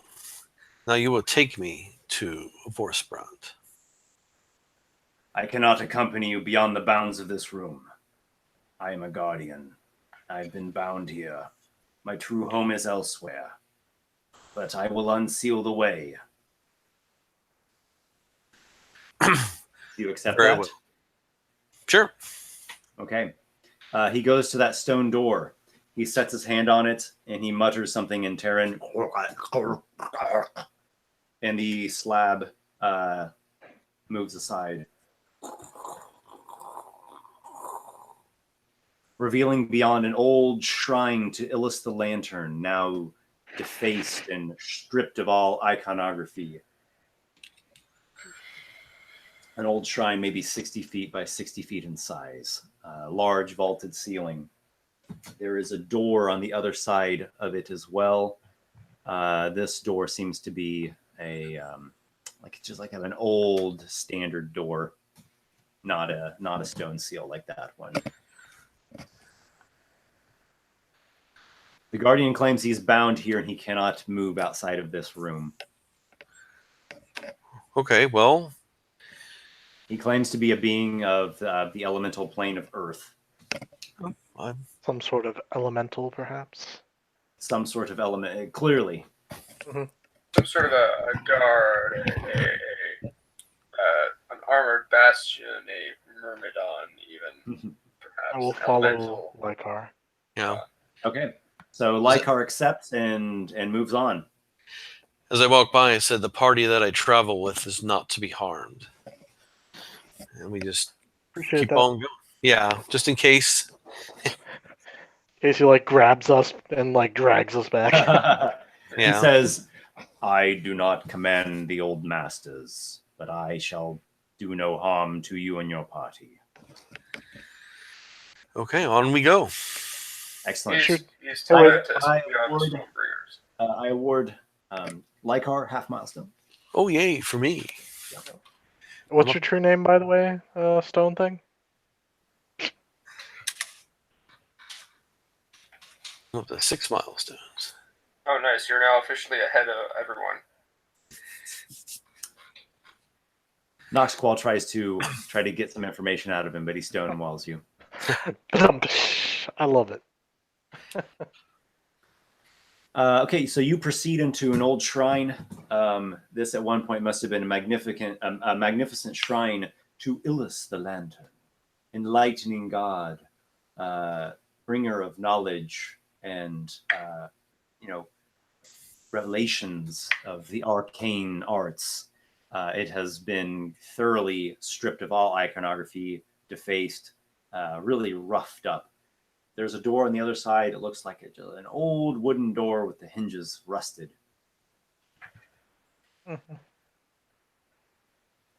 Wooden door with rusted hinges. Okay. Well, Shall we knock or shall we simply go in? Titans don't knock, they just go. Would you like me to open these doors or do you want to just open them? Now we'll die. We'll just go. I'll open the door on the way in. Okay. You proceed into the next room. Beyond the shrine, you see you find yourself in a small chamber that is coated with ice. All of the surfaces are coated with slick ice, and icicles hang from the ceiling. At the other end of the small chamber, there is a corridor of mud, 5 foot wide, 30 foot long corridor of mud that seems to be leading into a different chamber. You can, well, you tell me what you're doing. Does the ice seem to be, obviously it's got to be magical. It's not cold. Yeah, you imagine it certainly is, as the air here is actually warm and humid, but there's ice, walls, floor, ceiling with icicles hanging from it. And it ends right there at the mud corridor.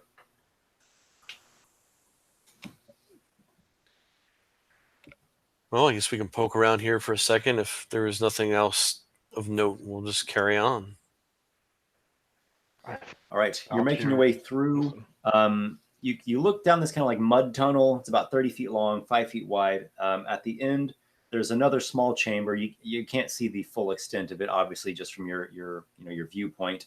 But you do see, at the far end. So the wall that's kind of facing you, beyond the mud corridor, there is a big mephit face, a grinning, mischievous mephit face made of stone carved into the wall with its mouth open in this big, mischievous grin.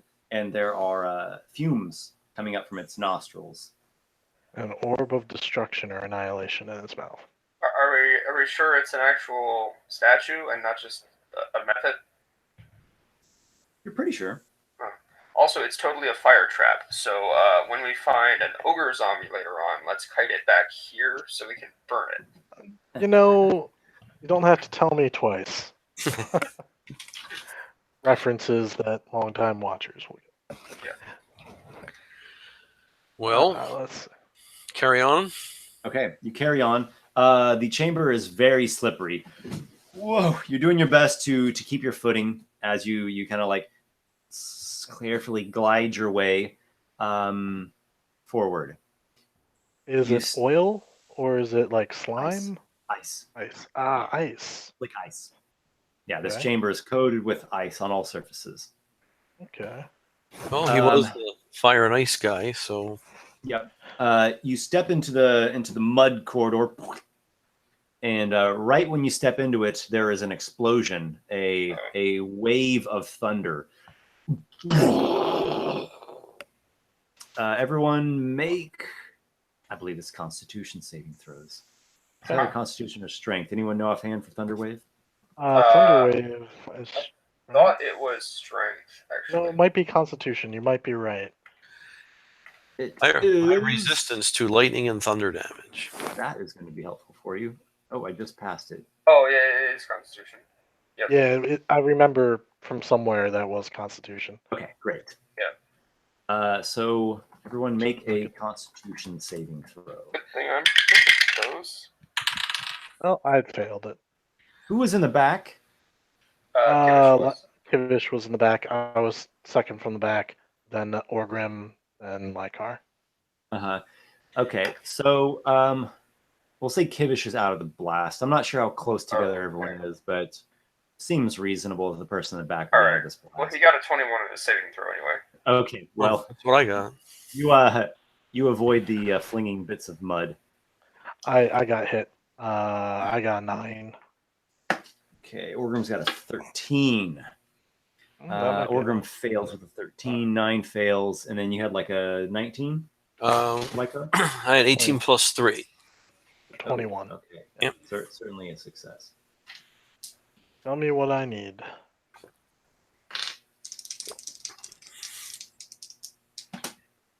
It is 5 thunder damage on a low roll. Okay. You take half Lykar and then like half again because you resist it. So 1. I took the full 5. Right. Orgrim took 5 as well. And those that took 5 that failed to save, you get blasted back 10 feet. You probably slip on that ice and kind of like bust your ass a little bit. Well, that was unpleasant. There is a bit more of unpleasantness. A icy sphere has conjured in the middle of this chamber. And yeah, in that. Okay. So does it look like a spell effect? It or does. Is it a creature? It does. Let me know if I can take an action.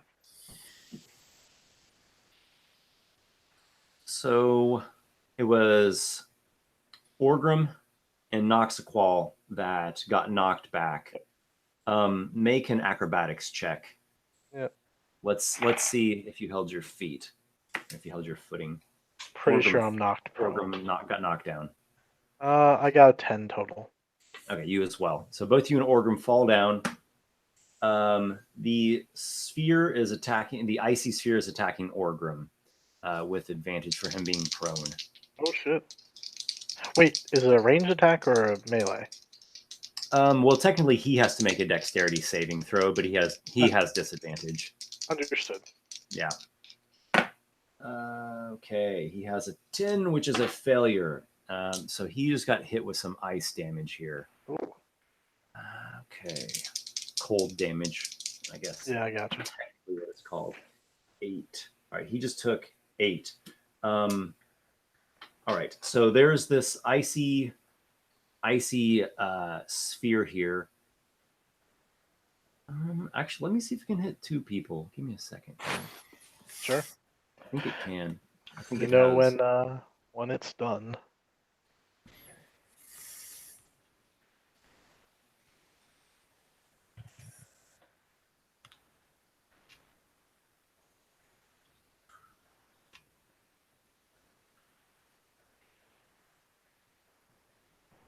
Okay, make a dexterity saving throw with disadvantage. Knocks Me? a ball. Yeah. Yes. With disadvantage. Okay, there's the lower. Do have a decent dex. 10 total, so. You suffer 9 points of cold. 9 cold, got it. Let me know if I can take an action. Also, would Kivish be able to take an action as well? You guys are going to go next. Yeah. Or Just let us know. actual initiative, or not quite? He'll let us No, we're know. just going to do like party, then the trap. Yeah, just right. kinda back and forth. All right. So, yeah, this thing can move 20 feet. So I guess it can kind of get everyone. Yeah. So let's do Kivish and then Lykar. Kivish, make an acrobatics check. All right. That is going to be a not wonderful, but not terrible. Athletics plus 2, so that's going to be a 13. You have slipped as this thing is ramming you. Make a dexterity saving throw with disadvantage. Okay. Lykar, also make a dex save. You're in the mud, so you don't have disadvantage. Okay, both dice are 18s. All right. So So you'll take half. Dex save is You a take a 20. total of 5 with your successful. What does Lykar have on a dexterity save? A failure. He's got a 4. Boop. All right. You take 9 cold damage. Well, I have. Do I resist? No, I have resistance to lightning and thunder. All right, so 9. So just to clarify, here's the scenario. You've got this 30-foot long chamber of ice, slick with ice all over. You've got the open door to the shrine to your backs at that end, and then at the other end, you've got this mud corridor that Lykar has just stepped into. That goes for 30 feet, and then it's going into some other, looks kind of like a smaller chamber with this mephit mouth set into the wall. The icy sphere is adjacent to Lykar, and who was after Lykar in the ordering? I think it was Orgrim. Oh, Orgrim got but knocked they back. got blasted back. Okay, so the icy sphere is just next to Lykar, and Lykar, you can feel freezing waves radiating off of this thing. It feels like you don't want to stay next to it for very long. So you all can just kind of take your turn collectively and do what you think would be best. I think I have an answer. I'd like to cast a spell on it. Well, yeah. What's Say what that we're going to cast? I was going to cast a spell magic on it. Okay. Oh, okay. Actually, I was going to cast Flaming Sphere and roll it into it, but that sounds like it might actually work better. I mean, both sound like great solutions, but my spell slots come back, in theory. That's true. During a short rest, yeah. Make an Arcana check, like a Knowledge Arcana check. Yeah, so I will Noxiqual. definitely do that. With my Arcana added to that, and that's 5 plus that. That is a 14. Okay. You're not really sure what's going on with this. It seems like a magic trap, and you're pretty sure you could dispel that icy sphere. Okay, I will attempt to do so. All right, you Using cast a fourth spell level magic. The fourth The level sphere, spell slot. the sphere just kind of like evaporates. Cool. Well, that's one way to take care of it. Orgrim says he kind of pulls Lykar back from the mud a little bit. Oh no, come back now. He says, When I dispelled it, I think like Yeah. the shadows ate it. Yeah. the shadows engulf it, and it's gone. Orgrim says, There's something where you stepped, Lykar. You would have done better to dispel that sigil, wherever it may be in the mud. I see. Or we'll just take care and not step there. Perhaps we should start searching for such sigils as we go. Orgrim is going to make And he'll do investigation. Mhm. He gets his hands pretty muddy, but he does not find such a sigil. I'm not finding it. Mm. Well, perhaps we should avoid that step, I guess. And I don't know, perhaps put some space between us. Make it so it's harder for such traps to hit us. Well, yeah, I want to do some searching around, see if I can find anything. Okay. Yeah, you can use investigation or perception. 17 investigation. I'll investigate as well if that's okay. Just 17. I Lykar. got okay. Lykar, you do find there amongst the mud at your feet a faint elemental sigil. I got 21. Noxiqual, you as well are able to pick it out with your searching. So there's the sigil. I could- Orgrim says,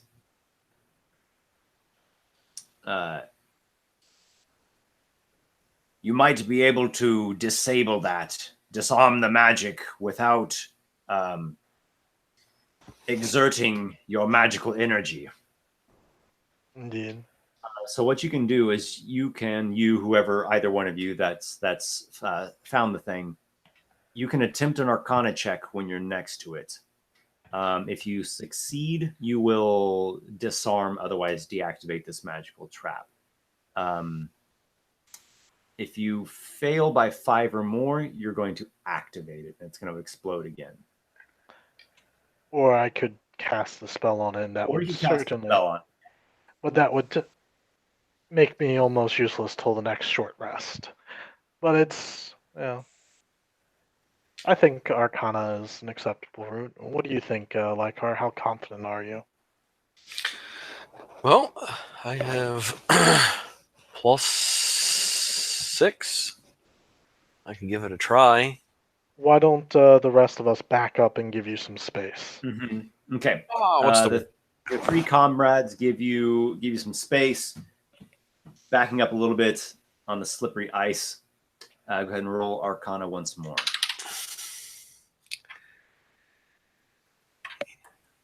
24. Woohoo. Success. You're able to manipulate the magical workings of this trap, and it has been disarmed. Cool. Now that milestone, whatever it accumulates to, is shared with the rest of the party, yes? Mhm.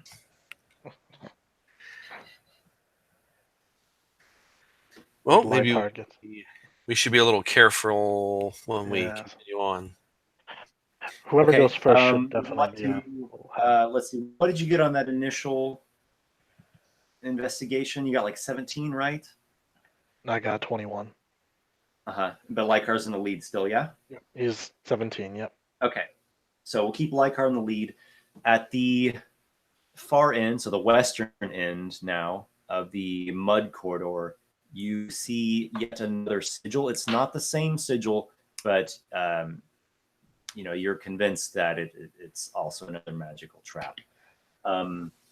Since you're at the end of the corridor, what you see here is another small chamber about 30 feet long.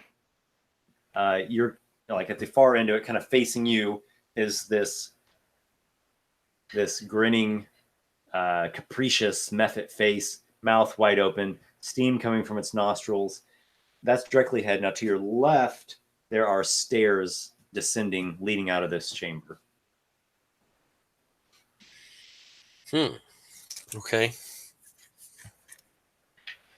Well, do you want to try and disable this one, or? You're better than me at that, I believe. No self-interest there. What do you have in Arcana +6? Well, I have an Arcana. I'm proficient in it. Plus, I have my proficiency bonus, and then So proficiency bonus would be 3. 3. And then whatever. And then what's your intelligence? no, I lied. So I only have 10 intelligence. Ah. So you have. It's because you let him use his charisma earlier, is why. Maybe Okay. Your charisma's +3. Yeah. Okay. So really, you have +3 on a typical Arcana check. Okay, Yeah. maybe I'm a little better than you at that. Okay. Okay. So then I didn't get I didn't You get would a have been at 24. I got a it would have 21. been, That was good which enough. would have been. Yeah, yeah. that was good enough. So, So, do you want to try your hand at disarming once again, Lykar, or do you want Noxiqual to try this one? It doesn't matter. If you wants to want, try, one of you I can can try to aid aid. him. Yeah, one of you can try to aid the other. So how that's going to work is you'll roll the Arcana check against it's like a lower DC than the actual DC of the trap. If you succeed, you're going to give advantage to the main person. If you fail, you're going to give them disadvantage. all right. You're going to kind of interfere. Help me out. I will attempt to do it. All right, Okay. so I'll be the first the person who's aiding, so I'll be Lykar. Lykar? Roll Okay. So is this regular just Arcana. Arcana? So it'll be +3. So 14 plus 3, 17. Yep. So you have advantage, Noxiqual. All right. My advantage roll. Wow, they're exactly the same number. So it wouldn't matter if it was a disadvantage or not. 19 total. Success. You have disarmed the second glyph of the trapped mud corridor, and whatever that was, it's not there anymore. I will figure award out what it each of was you as I half disarmed? milestone. Okay. Orgrim tells you, aye, see that there mephit face on the wall? I do. That is imbued with the wind gust spell. It would blow us back down the corridor into the other trap. We disarmed the other trap, Good for us. so it would not have been as lethal, but it would have been annoying. I've had enough annoyances for one day. This place. Indeed. You know, you think you're living in a nice, safe swamp. You got everything figured out. The only worries is, there's an old black dragon at the far end of it, but he just stays with himself. And trolls, well, there's always trolls. But now we've got swamp queens and undeads and mephits trying to resurrect titans, and we're going to war. What is the world coming to? And now you see why we bought all your healing potions. I don't blame you for that. I Hey, keep a nice potent one here for my own self. Oh, so you're holding out on us. It was not for sale. It's my own personal stock. It's okay. It's okay. I will keep that in mind in case you fall down. I will be sure to give you one of the lesser ones. I mean, use your one on you to get you back up. an important turning point. A moment of clarity and truth. That is what the world is coming to. You are more optimistic than some others, Kivish. So you've endured a trap, a magical trap that has scathed you a bit. Orgrim got a little bit worn down by that, but he's still going.